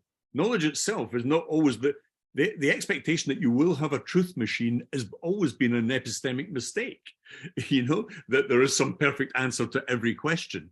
I spent half my life reading philosophy where there are no definitive answers to those questions. So I think you have to look at ChatGPT as a text generator. I use it a lot, actually. I'm writing this book, and actually it's more accurate than you quite imagine. People pick on the oddball examples. And if you push it, of course, to the ceiling, like the stupid New York Times article saying, well, it got this guy to try and leave his wife. Well, if you're sitting in a bar and somebody comes and sits next to you and you ask it a question, should I leave my wife? I would say it'd be a pretty good guess that the answer might be, yeah, well, probably. If you ask something a stupid question, you're going to get stupid, dumbass answer back. And so you get a lot of this ethical nitpicking. Oh, look, it made a mistake. Like somebody the other day was going, oh, look, it couldn't add up 2 3-figure numbers. Well, I'll give you all 2 3-figure numbers now. You wouldn't do it quickly as a calculator, and that cost $1. So, but once a solver gets put into the system, for example, in the Singapore entrance examination, which is quite tough for going into secondary school, they put all the maths questions in, and it didn't do particularly well. A week later, they put the same exam into ChatGPT, and it passed. There's a guy in Turkey who's got an MBA. All his case studies were put in with ChatGPT. It's passing the Wharton. If you look at the Wharton case study, now how much is it going to cost you for a year in Wharton Business School? And this damn thing starts answering all the things and getting pretty good marks. It doesn't get A's, but it gets pretty good B's. So I think, this notion of a truth machine has always been a myth, which is why people used to say this about Wikipedia. Well, it makes mistakes. Let's not use it. Oh, really? Really? Is that what we're really saying about Wikipedia? Because it has a few mistakes in it? I think it's a mistake to expect epistemic perfection. Yeah. But let the students use it. I think it's more of a student tool than a teacher tool. I think it produces nice structured text. It helps you write structured text, which is very often a big challenge in first-year undergraduate courses. And students don't get a lot of help with that, other than going on formal writing courses. So I think once the second and third generation and the accuracy, it's a good question about accuracy, because it's one of its weaknesses, but it will get better over time. Yeah. So I'm reminded in my educational psychology training of a technique called reciprocal teaching. As Seraphin knows, he's a language person. He joined us. Thanks, Seraphin. Reciprocal teaching increased learning disabled kids' comprehension scores from 20% to 80% by letting the kids become the teachers and do summaries and predictions and all this stuff. But when you actually watch the groups, the student becoming the teacher would say, yes, that's correct, when it was a wrong answer. And so right away, they wanted to throw away reciprocal teaching, and people were giving wrong answers, but they were actually increasing their metacognitive skills and all these other things. The processing skills. We're so focused on the one right answer that we forget there's other residual impacts. I'm not going to go to one of the people that I promised I would ask. I'm going to call on someone in here because she works for someone you may know. Mangwan Zhao is a former student of mine working with a guy named Ali Jafari. Now, Ali Jafari built Angel, which was bought out by Blackboard. He built Encourse down here, part of Sakai, later became part of Sakai, and he built a portfolio system for the New York Times. He now has a tool called the CN, which is like a Facebook and a learning management system combined. And now they have an intelligent agent around there called Rumi, I believe. And so Mangwan is the right-hand person. She's like the number 2 person in the CN under Ali Jafari. So, and he's a good friend. So Mangwan, you want to ask a question that might relate to the CN or something else of Donald Clark? Sure. Thank you, Donald, for your wonderful presentation. Got a lot of great ideas and also through other people's questions. So a couple of quick comments. Number one, just kind of reflecting what you just talked about. I think schools, instead of banning the use of ChatGPT, should encourage students of trying out new cutting edge technology. But teachers may ask a student to provide citations. So this kind of reflect back to Dalton's question about authentication, but more on the student end. They need to evaluate the response provided by ChatGPT or other bots, robots, and provide their analysis, their reflections. Yeah, so a question here is also my observation as someone developing learning technology, and also my team has been thinking about incorporating new AI into our product. We encounter top problem with budgeting, with money. So I also see Tom Reeves share the very wonderful new research tool. I signed up earlier and looked into it. He mentioned they also asking for donation or something, right, to sustain their project. So I know every day ChatGPT requires tons of money to run, and at this point people can try out for free, but I think maybe down the road people will have to pay for the service. And here at CN, when we try to develop AI features, a big roadblock is these AI algorithms and require huge computing power. So we'll need the server resources to support the running of AI. And we are only trying to implement right now, recommending like hashtags or key word labels on user-generated text. And just this one thing, we need to increase our Amazon AWS server resources, and where the resources could come from schools. Hardly, because our licensees, those K-12 schools or higher ed institutions, they don't have the budget even for the core features. I'll stop you there, Mungwan. So yeah, you've got five. But tell them briefly what your dissertation. She's in the midst of analyzing data. What's your title of your dissertation, or what are you doing? Yeah, so now I'm working on my dissertation. The topic is higher ed instructors' scaffolding approaches, strategies in a social learning environment. So I'm using course networking, the platform my team is developing. And then actually the discussion part, I'm going to talk about how to replace or help teachers with some of these scaffolding practices with AI. How could AI play a role here? But I'm already having the worry, even we have the ideas, we could use existing AI models produced by Google, by Microsoft, running these AI models for education specific purpose will require huge resources, money-wise. So Donald? You're right that the back-end compute costs are eye-watering. But remember that OpenAI had $1 billion from Elon Musk and a few other investors, followed by $1 billion. A billion is a lot of money. Followed by $1 billion from Microsoft. And Google, of course, have all of these companies have tens of billions available for R&D on this front. And you're not going to be able to match that on your own. Sam Altman, the CEO of OpenAI, is in this for the long game. And they say that. And all his investors are in for the long game. This is about changing the world forever. But think upon this for a minute. 100 million people were using ChatGPT on their laptops and phones in the first 2 months. 100 million. 100 million people for free. Duolingo has 500 registered users for free. How much does it cost to go to any of your colleges or universities? An absolute fortune. So I think the comparison is between a future that is heading towards free. They used to say that information wants to be free. I think education wants to be free. It should be free, or at least cheap. But actually the cost has been going up. That's bizarre. So I think we're looking at a future here where you have AI on tap. But a really interesting thing, I really love this question because a really fascinating thing happened. ChatGPT got launched on the 30th of November, 2022. Does anybody know what happened 5 days later? Anybody? On December the 5th, it was my birthday. In the US, in California, the fuse was lit on fusion technology.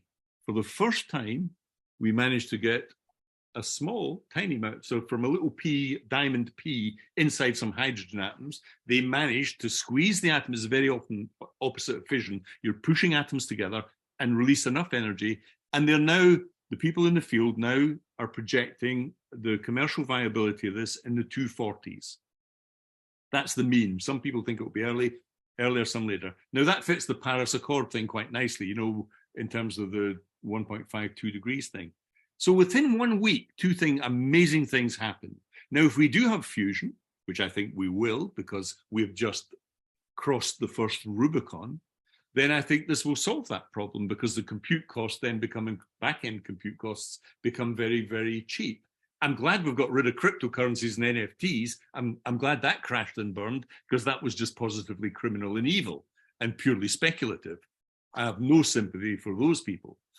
But I think Sam Altman's an interesting guy, and OpenAI is not for profit, and they are genuinely. Google lost its way a little bit, you know, but I think it had this heart at the beginning. They are genuinely out to change the world for the better. And what better way to do that than making education, if not free, very cheap? So even when you get a fee for ChatGTP, it's at the $20 a month level. Like, you spend more in Starbucks, you know, like, so I don't think we can complain much. Duolingo, absolutely free, or a little premium if you want ad-free version. Like, this is nothing. Google Scholar is free, guys, you know, and you use it all the time. This is not evil capitalism necessarily. I think there is an evil side to it in terms of, you know, there are 3 people in the US that own more, are more cash rich than the bottom half of society. I think that's obscene. But that's a political problem. So a lot of things you're stirring up here. I have to mention, we have another famous person with us here. So I don't know if you know Ali Jafari, by the way. He's the serial, look him up on, he's like the father of the LMS, you know, okay. He's a really great guy, originally from Iran. I know Dugimas, Martin Dugimas from Australia very well. Yeah. I bumped into him in the jungle once with some gorillas, believe it or not. That's a story for another day. I believe it. I think I got a picture from you guys at that conference somewhere, sitting with Sheila Jaganathan of the World Bank was with you, maybe. Right. I was on his dissertation committee at one point, but then he bumped me off or something. So I know Martin very well. But the other, we have Rob Thomas, the singer. No, not Rob Thomas, the singer. Rob Thomas, the AI guy. So he came just to hear from you. So I wonder, he's not my student, but Rob might have a question for you. So Rob, you get the microphone here.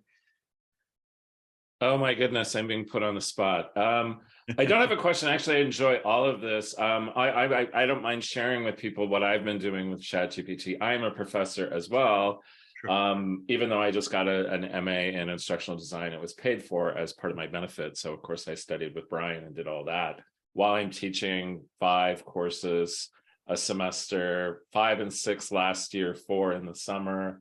I teach crazy courses, and I just had a course I'm teaching a course that I just created on thinking with video games.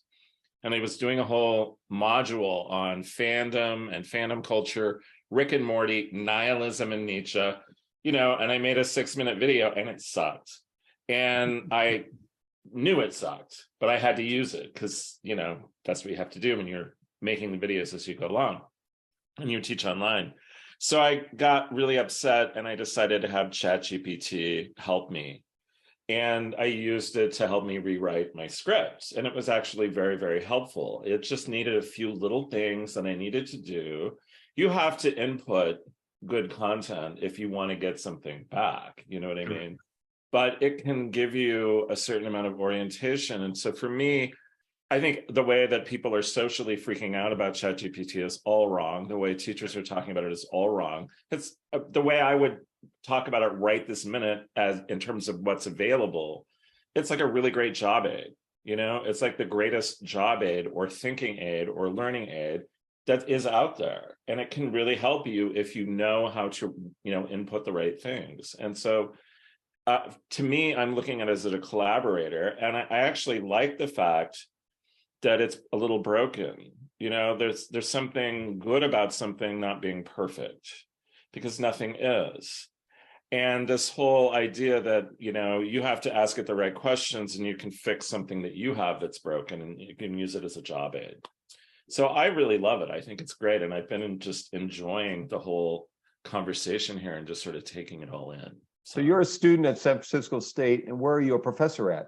So I'm a professor at San Francisco State, and they let me be a student for free. And I just finished my MA in instructional design.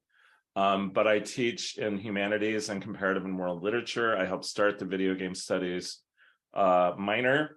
We're trying to create a major, but I don't believe anybody really needs to major in video game studies unless they're getting a computer science degree. You know, there's no need for a BA in that, really, to be honest with you. So I'm trying to create a course on using thinking with AI for the instructional design, the undergraduate instructional design program at San Francisco State, because I love it. I think it's a useful tool, and so yeah. Thanks. So that's Thanks for what I do. that. Donald, do you have a comment on it? Yeah, you said something really interesting there. So, you know, we chatted about the difference between this tool and Google. Now, most people don't even know how to use Google very well. You know, they just type in what they type. But the trick in Google is to keep it short. You know, just you don't have to. You can just ask it 2 words. You can go 2 meters, 2 inches, and it will do the conversion. People don't understand how much. You know, once you know a few tricks, programmers tend to know all the tricks. But actually, ChatGPT, you have to unlearn everything you learned in Google. You actually have to ask it more. So you're absolutely right about this, like guide on the side type thing. I use it a lot on that now. So I was writing something on computer games the other day about the history of graphics. And I had forgotten exactly what rasterization was, but it gave me it in a second. And it gave me in a chatty form. And I said, well, give me it in 100 words and give me it in this style. And it was like having a mentor right on my shoulder. And so I have a lot of empathy with what you just said there. But you have to learn how to, this speaking to it like it's an alien, and you have to learn how to add parameters to what you say to get style, length, voice. Now, there's a whole art to this. So I've just finished this 100 prompts for learning designers on ChatGPT. And once you get into the rhythm of it, it's a bit like getting really good at Google search. And it just becomes incredibly useful very, very quickly. The danger is that you get people, they type in a question, they get a big block of text that has a mistake in it, they wipe it off. Big mistake. You got to, I like the idea it's got some mistakes, like Islamic art, there's always a flaw in a tile in the mosque because you don't want to challenge the perfection of God. It's got that to it, but everything does. Everything has mistakes in it. Books have mistakes in them. The teachers make mistakes. Who hasn't made a mistake in all? There was an interesting thing.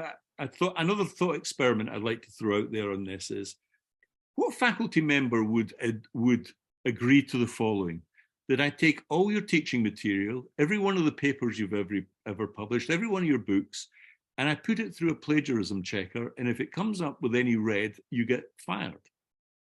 You think that would be awful. But actually, this happened in a university in England this week. 5 students, 1 got thrown out for 1 act of plagiarism using ChatGPT. This is bizarre. If we turn this into a hunter and hunted cat and mouse thing, you get this toxic relationship with students. That will be a disaster. But some colleges are going down that route. I would not tell the people that I work for that I'm doing this, because they're so hostile to the idea of it, And I don't think of it that way at all. It's not cheating. I'm not, it's my writing, it's my work. It's just helping me organize it better. And as you said, you have to go through each part. I mean, I was doing a lot in that lecture, and I went through each one, and I'm like, how can I improve or revise my script? How can I make it better? You just need a few little tiny things to help you, but it is very helpful. And I think once people start learning how to think with it or how to use it in a productive way, it becomes exactly as everything you're talking about, which is people should be using this. They should be incorporating this into their learning and into their teaching, because I think it's extremely valuable. Just like Word Perfect in the old days made our PowerPoint can make your lectures more organized. Canva can make your illustrations, more appealing to people and so forth. I want to thank both Donald and Rob for pointing out that education should be free, because they apparently read my book, The World is Open, or something. I don't know. Charan and her mentor, Seraphin, have questions for you. Charan was asked 3 or 4 really long questions when you were gone. Charan, I'm going to try and limit you to 1.5 questions. We're limited on time. So pull out your most important question or 2 for Donald. Okay, yes. Tron is in Maine, really close. She's the closest one to you right now, Donald, at Colby College in Maine. Tron? Yes, thank you, Kurt. And thank you very much, Donald. This is fascinating. I will just try to say my question real quickly. So you in the beginning you mentioned that writing as a learning technology because I teach writing, I do research on writing. So the way I see writing is very similar when you mention it's a learning tool because writing normally students will see it as a product assignment that needs to be finished, but actually writing is also an activity of discovering and exploring our ideas and to refining our thinking. So how do you see like comparing to writing as a learning technology and now AI as a learning technology? How would AI also shape our thinking and cognition? Because this is very new to all of us, especially in the teaching of writing. Can I ask one more question, or this is the? Yeah, go ahead. Go ahead. Oh yeah, the other question is also about language diversity because the language models, the large language models, basically when we see the outcomes of ChatGPT, for instance, the language that it produces is kind of very firstly standardized English, and how about the linguistic diversity and also the way other people use writing or the language to represent their identity or voices or so I'm also thinking about that. And speaking of that, I remember so a few days ago, Vanderbilt University, the DEI office staff members got suspended because they used ChatGPT to help paraphrase to write their statement about the Michigan State University shooting.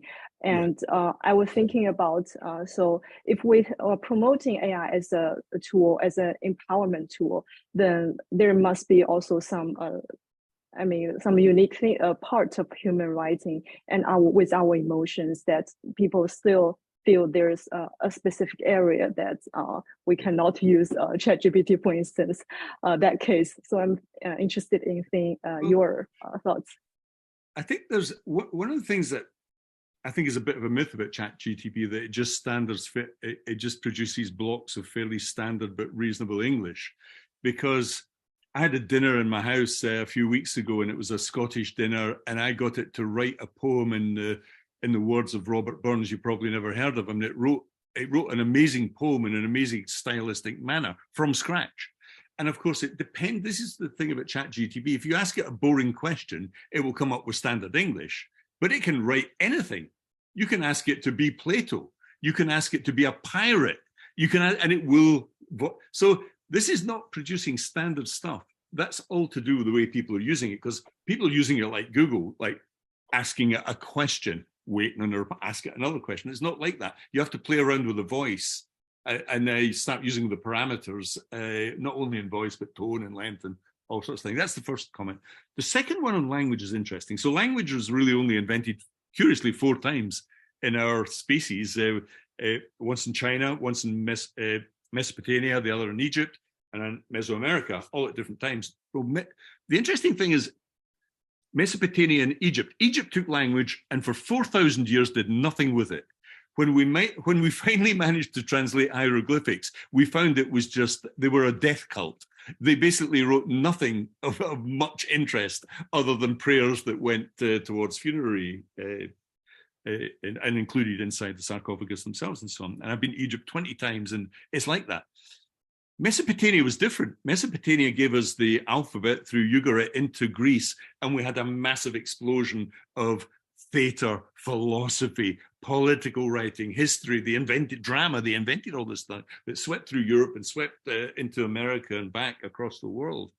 And similarly in China, there was a much more creative use of writing in that context. Mesoamerica was different because the Spanish literally burnt almost every last book of their writing. It was an act of horrific vandalism. So, but writing isn't always a great thing, in other words. And Plato was incredibly suspicious of writing.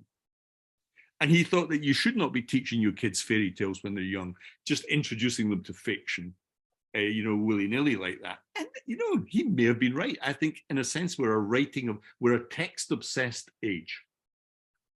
And I have a house full of books, but I'm aware of my text obsession. Most people are not. I grew up in a working class family that had not a single book in their house. And this is true of the majority of the people on the planet. We think because we work in higher education, everybody's like us. Well, they're not. And neither should we necessarily think that text is the medium of choice or even the future, because over the last 10, 20 years, you've seen it wane.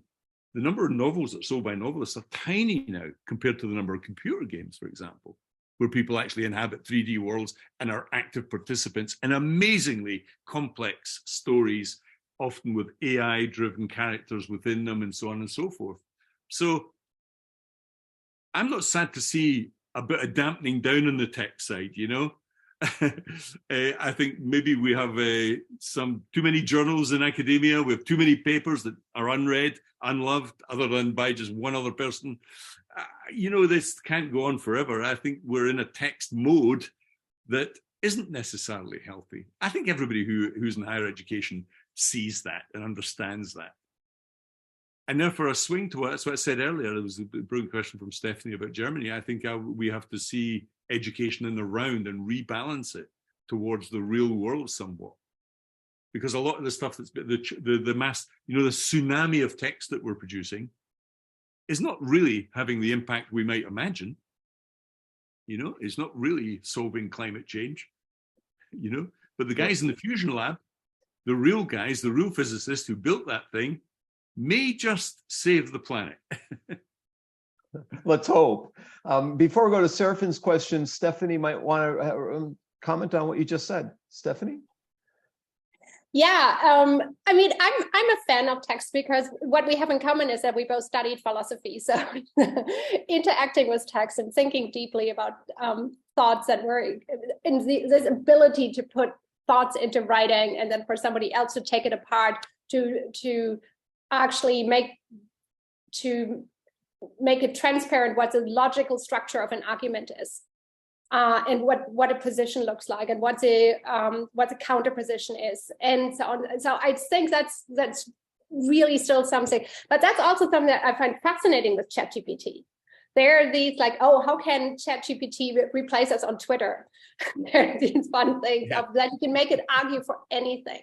So it can also be a really cool tool to teach rhetoric and to teach actually conviction, for people to hold an opinion and defend an opinion and be able to not just repeat or to write something that is authentically themselves, because they can see, if I just repeat these buzzwords, like a computer obviously can do it and much, much better than I can. So those are more, but yeah, in terms of apprenticeships, I do. My nephew is currently becoming a nurse. And doing a traditional apprenticeship. It's a great skill set and it's a great system. In the US, the reason why everybody has to go to college here is because there is no apprenticeship system. There is no, so everybody has to at least go to community college to actually have a very skill-based education. Yeah. So sometimes we also think, everybody has to have this college level, but what they actually need is education. What they actually need is the ability to earn a living, the ability to charge your own life. So I'll stop you there. We only have time for maybe two more questions. I don't know if Donald wants to quickly respond to that. As the older I've become, the less enamored I've become with this idea that college produces these perfect rational beings who are all-knowing and all-seeing and can hold an argument. And I'm on Twitter and social media a lot, and I see a lot of very smart people be very, very dogmatic and they become very good at defending absurdity. And therefore, and this is what I talked about the political, they also become very good at looking down upon people that don't have college degrees because they think they're smarter. But actually, it turns out maybe not. So, this is why I've become a bit of an anti-text guy, actually, in my later life, even though I love text. But it's not about what I love, it's what's good for the common good. And that's where I think the danger lies here, this the paper mill that the education system has become disappoints me somewhat. Yeah. Oh, Serafin is from Mesoamerica. He is born in Peru and did a stint over at UPenn and now is at Indiana as a professor. And he's got many stories he can tell about his journey in between. In fact, he wrote a paper about that journey that he took that I enjoyed tremendously. I may send you after this, if you the history of how he learned language without AI tools. Serafin, do you want to jump in? And he thought he was too late. He had class and other things. I said, no, join us. So he came about 45 minutes ago. So Serafin? Yes. Yeah, I'm interested. You know, I'm going to ask you a straightforward question, a simple question, maybe it's complex. How can technology save endangered languages or endangered alphabets? You know, there is a asymmetrical relationship between languages.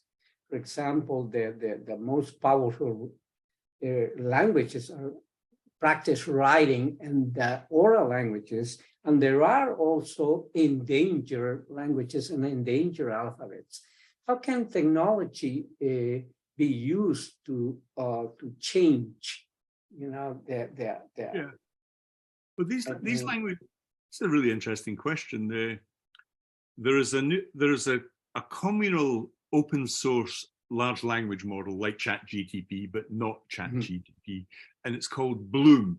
This is nothing to do with the Bloom we talked about earlier and his pyramid. Okay. And Bloom actually is unique because it's collected data sets, language sets from 17 African languages, for example, and is very strong in Arabic, which is often missed out in these large data sets. They're, to be fair, you can't blame the people for being so English dominated because that's the culture they're in, and the internet itself has a much larger corpus of English. So when they're scraping the internet, you scoop up English on the way, you know, because the English Wikipedia is bigger than any other. However, I think there are real attempts here. It's a good question because I think these large language models will be folding in data from a much wider range of languages. That's already happening, and we're right at the beginning of this process. Because it also, the interesting thing about it is how good it is at producing language in those languages as well. ChatGTP right from the get-off could spit out stuff in multiple languages. And so I think the AI thing, almost by accident in a way, not design, is scraping and capturing existing language anyway, as long as it's on the internet. This is the problem. And as you know, a huge number of small languages are actually purely oral. And that's a real problem unless you capture that language. But again, the interesting thing there is if you capture those languages, you have speech-to-text technology that is AI. So if we stand a chance of capturing those languages before they die and resurrecting them or preserving them, I think AI is probably the only way. You know, there's a number of tools one can use here, but it's certainly the way in which it can be captured, speech to text. It can be incorporated in models and therefore start to speak that language or even teach it as in Duolingo. So Duolingo is starting to teach some more obscure languages now, which is interesting. You know, things like Gaelic in Scotland. There are only 50,000 speakers of Gaelic in Scotland. Only 50,000, but you can learn it online. It's been a great savior for people who want to learn. I know somebody in Austria, Ruth Horak, who's learning, she's Austrian, but likes Scottish culture and is learning the language online. So I think it's a really interesting question. I think we have a chance of saving some of those languages. But I'm a bit skeptical about the notion that you always fossilize every language. The linguistic, it's never worked that way historically. Languages sort of come and go. We're creating new forms of English all the time, for example, around the world.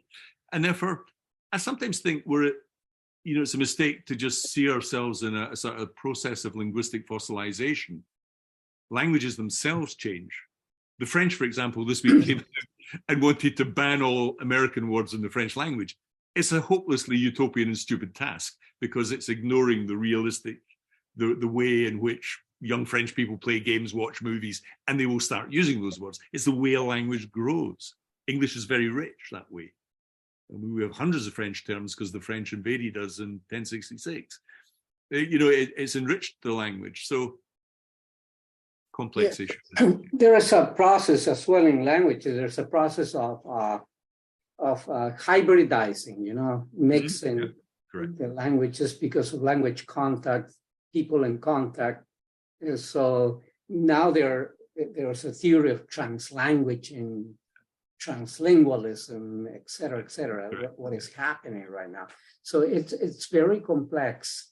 And this is happening, as you said, languages are constantly changing across time and space. So there is always a movement.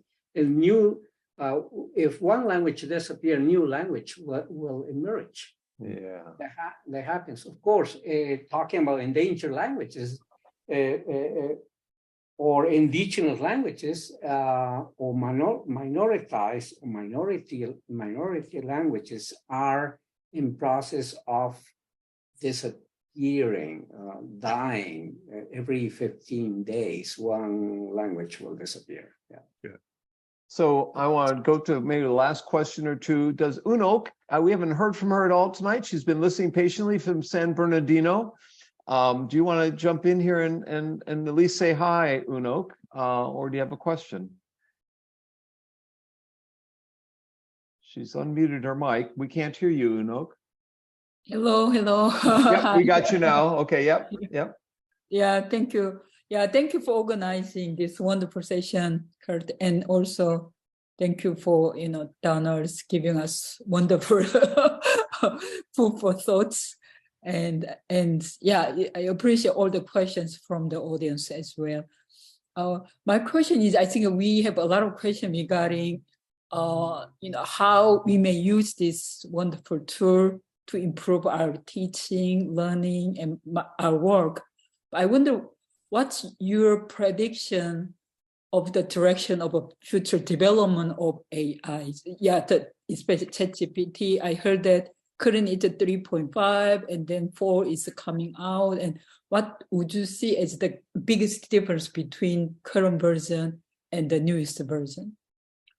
Okay, well, there are a number of things that I think almost certainly will happen because they have already happened. So the first thing is that these large language models, the ChatGPT, and there are many of them, there's not just one, they will be integrated in the big mainstream tools, like it's already happened with Microsoft Teams, for example. So ChatGPT now summarizes meetings for you automatically. They're using the same GTP model because they invested $1 billion in OpenAI. So integration into mainstream tools like Teams, that will happen. Search engines especially. Second thing is they will change the nature of search. Once they get super accurate, then the whole semantic search, that's not how Google works at the moment. Semantic search is how these language models work. That will come into play. And the first attempt was a bit of a stumble through Bing, but you'll see this happening increasingly. The whole nature of search will be much more like a Socratic dialogue than type in and wait on the links.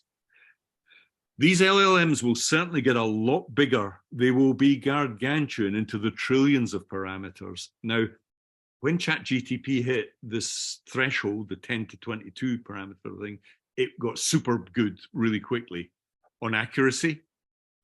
And nobody quite knows whether several orders of magnitude on the parameters, if you just give it more data and train it, will make it even better. But they're also training, not many people know this, but ChatGPT was also trained using human beings.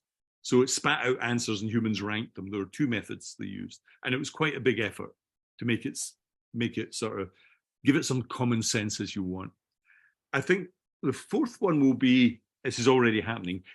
It was released, 100 million people started using it. It's unleashed a massive amount of innovation worldwide. And forget about higher education for a moment. The real business of ChatGPT is in marketing and all those people working in companies. Real businesses are actually being built on the back of these large language models now. And I'm seeing that all over the place. So I think it's revolutionizing work itself in a funny sort of way. New businesses transforming the tech world on a global scale, unleashed a massive amount of innovation.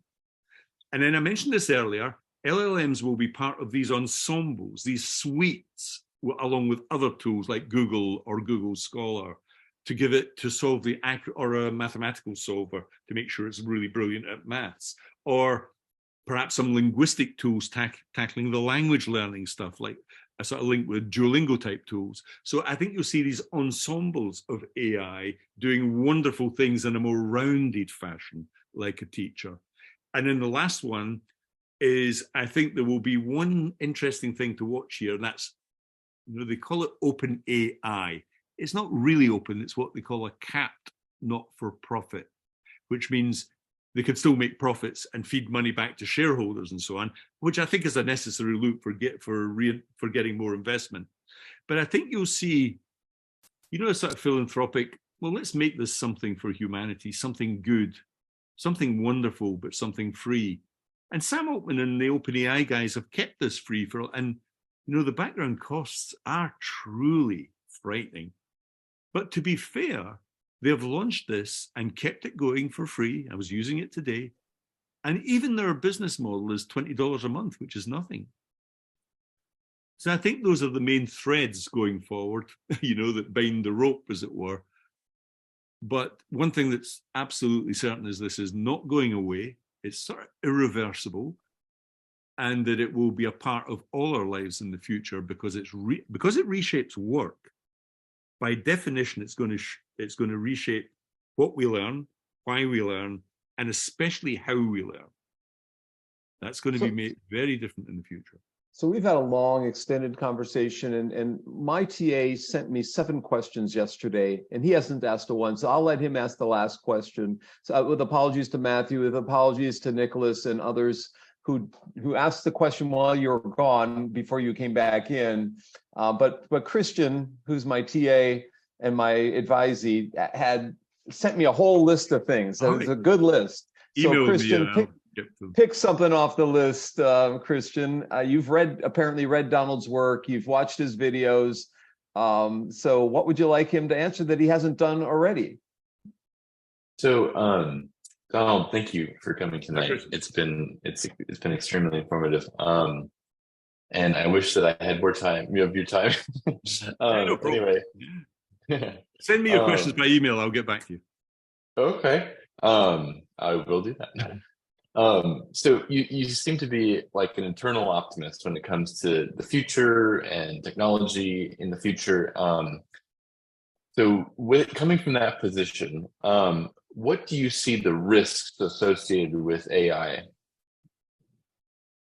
Well, the ethical risks are not the normal ones for me because there's a lot of talk about bias and so on. I think if you look at the mathematics of bias, all humans are massively biased. I think AI, in a sense, offers us a way out of this biased mess we find ourselves in. We're all sexist, we're all racist. That's what Kahneman got the Nobel Prize for. We know this, and you can't. It's a really interesting book. I don't know if you read Thinking Fast and Slow, because on the penultimate page, it's a really badly written book. Hardly anybody gets to the end, but the penultimate page, Kahneman says, you must remember about all these biases is they are uneducable. Very interesting word. In other words, you can't do much about them. You can sort of suppress them, but you still have them, as it were. Whereas AI can learn to get rid of them. You can build fairness into algorithms. You can make sure they don't know that I'm a male and with a Scottish accent. They wouldn't know my sexuality. We can do all of that using the tech, because humans are terrible at this. So I think some of the things we attack AI for are all wrong and a bit superficial. But there are 2 things that really worry me. One is deep fakes, because we're already at the level where this can be really super realistic. And then bad actors, totalitarian countries in particular, like the people who are really good are the best in the world at deepfakes are the Russians, and they've been doing it for a long time. And of course, it goes back to Stalin wiping out the little people from the photographs and so on. But plenty of other people have been involved in faking as well, including the US. But it really worries me. At least we have the balances in a democracy to try and control it and debate it. So the deep fake thing in combination with social media worries me. Now, there's a second thing that almost worries me philosophically on this. And it's a French philosopher I really like called Baudrillard, who's written many books on this, which is we increasingly spend more and more of our time online. Okay. And it's like a slippery slope. I spend almost all my time online these days, but without almost realizing it, And here we are. I'm here at midnight. I'm really enjoying this, but I'm in a little metaverse speaking to people on the other side of the planet, which is a fantastic experience. But I'm online. I'm in here. I'm not in the real world. Now, Floridi is another great academic on this. When you deontologize the world, in other words, the real world, Baudrillard talked about as, it's a slippery slope where suddenly we're so de-anchored from the real world, we don't actually realize that we've de-anchored ourselves. And that really worries me, that we deontologize the world to such an extent that we just live in this other virtual world. And then I have these moments where I go, that's not so bad, really, because the real world's not that great. So there's all this transhumanism stuff comes into play. But, I really enjoy being in a novel. I mean, it's not as if this is new. People love novels, but they hate computer games. I don't get that, It's because because I think graduates love the written word. Yeah, big deal. Have you ever played any computer games in anger? These are amazing phenomena. So I think that, but the danger is that notion that there are a couple of there's a couple of novels about that where we amuse ourselves to death, is the famous Postman line, that we get so wrapped up in these virtual worlds, we sort of, the earth will just go to pot, as it were, or we have this stupid idea that we just send ourselves off in a rocket to some God forbidden rock somewhere else and ruin that.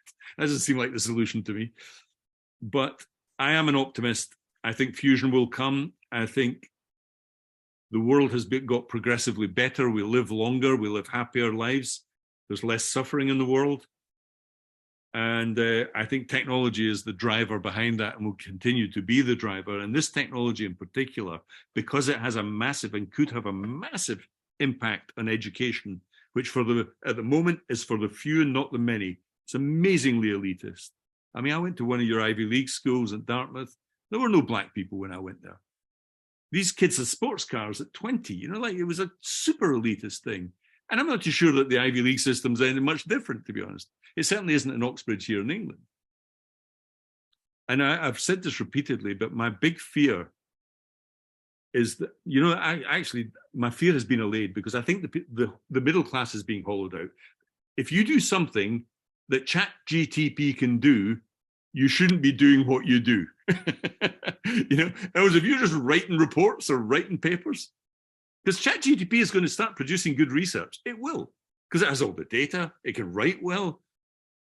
There's an interesting question. If ChatGTP spat out 5 brilliant papers for a journal you didn't know it was, and it passed the review process, would you print them?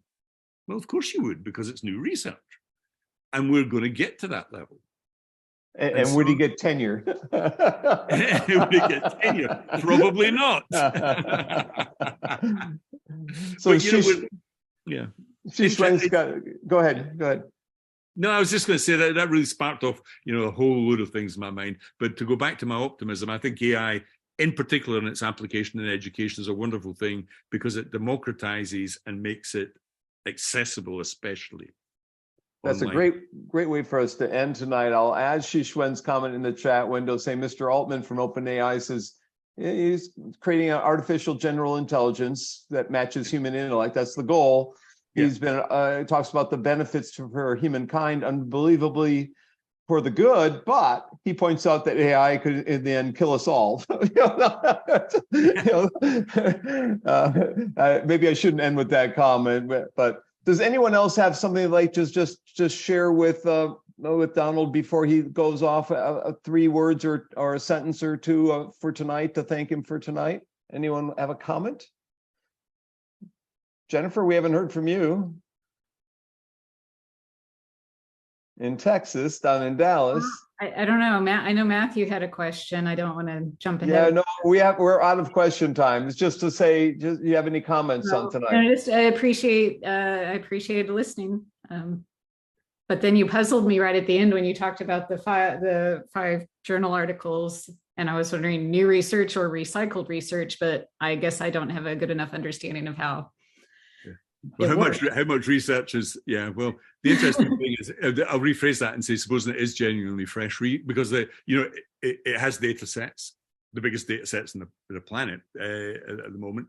Supposing it does start to spit out genuinely original research based on that data at a level that's way beyond any normal human being, because our N numbers in papers are pretty small. But if this thing can reason superbly well at a philosophical level, even if it can write superbly well, if it can analyze data to a very high degree and do all the things that we train students to do with data, then I am certain that it will start producing really not recycled. There's enough recycled research from human beings, I think. If I read another bad meta studies, paper, we see that happening. People just desperate to get something in print.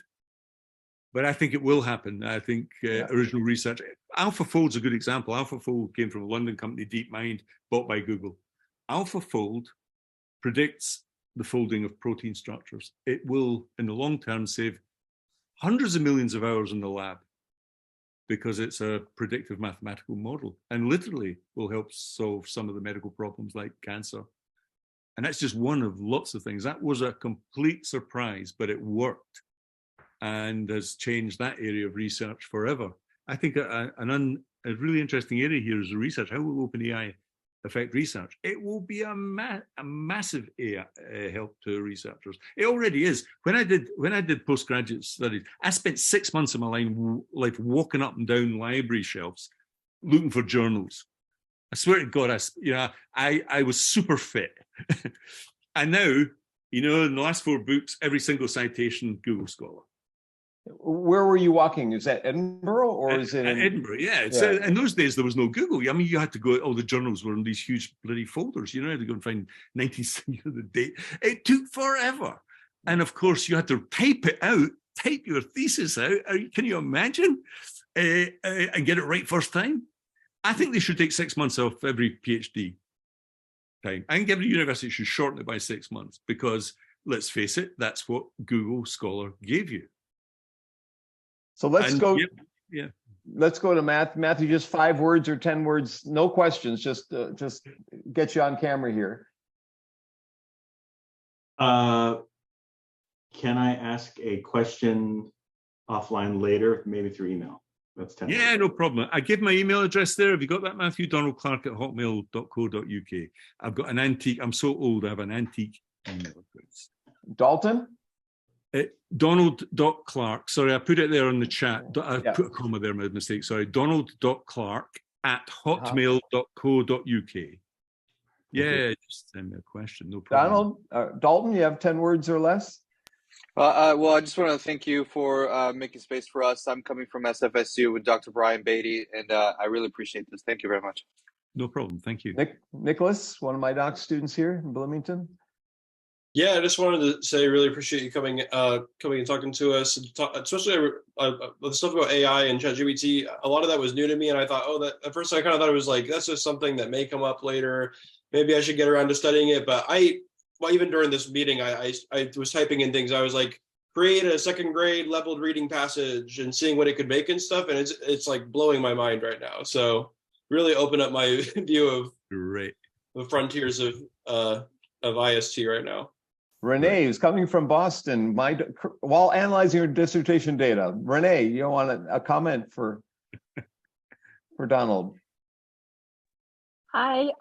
Sorry, I was on my way home, but I was listening the whole time. This is fascinating. Thank you so much. And then also a lot of interesting questions from the audience. Thank you so much. No problem. She's studying collaborative writing among Chinese second language learners here in her dissertation. So collaborative writing in effect. Chaoying is my... Can I just make a point? There are a number of people using ChatGPT. I've been seeing this on Twitter who are using it in these collaborative writing contexts. So we had the good example earlier of someone who wrote a video script in collaboration with ChatGPT. And that's how most people are using it, as a collaborative writing tool. It's very interesting. Yeah, I think so. So Renee, you got a follow-up study now. We can Renee, you and I can do a follow-up. Yeah, me and my supervisor, we were chatting about the peer feedback using the Chat GPT in the writing class, and yeah, so that's a possibility and really interesting. Yeah. She's at Brandeis and was my guest 2 weeks ago in this class. So so her and her supervisor were my guests. So and then one person we haven't heard from. Maybe she left when I called her name. She got nervous she had to speak. So anyone else want a final comment, or we call this, anyone else want to say goodbye? You can unmute Beautiful now. mind. Thank you. Yeah, thank you. Great questions from everybody, actually. Sharon? Thank you so much. I learned so much and I take a lot of notes. Good. Completely changed my mind. I've been working on a notes application with where how students take terrible notes in their first year because they're looking up at the lecturer and they miss. What we do is use AI to summarize what the lecturer says, and it doesn't do the note taking. It puts the headings in for people and make sure that the student gets fulsome notes, and so AI can even be used for note taking. Wow, cool. Yeah. Seraphin, you unmuted your mic, Seraphin. Thank you very much, Donald, for your wonderful presentation and really very comprehensive from comprehensive perspective. I like it very much. Thank you. I love your background there as well. You get the cigar for the best background of the evening. Oh, thank you. Yeah, thank you. Yeah. Yeah, now I really interested, reading your book, purchase your book and reading it. Thank you. Thank you. Thank you. Seraphin, tell them your native language. Quechua. Quechua. Yep. In Peru. Quechua in Peru.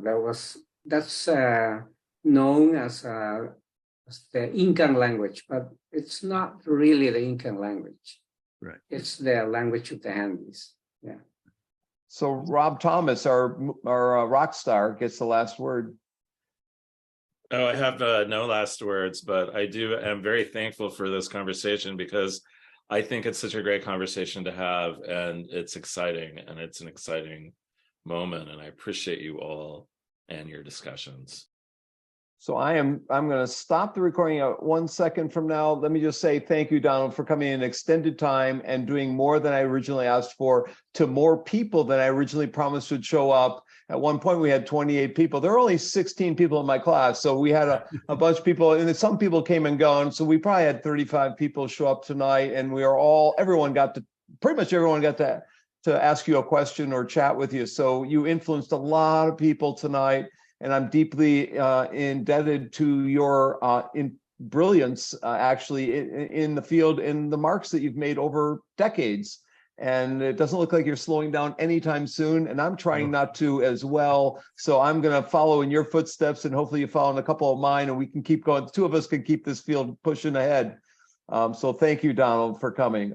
No, thanks for everybody. It's been a really interesting evening. Such nice people. So. I hope to meet you all in the flesh someday, in the 3D world. The recording stops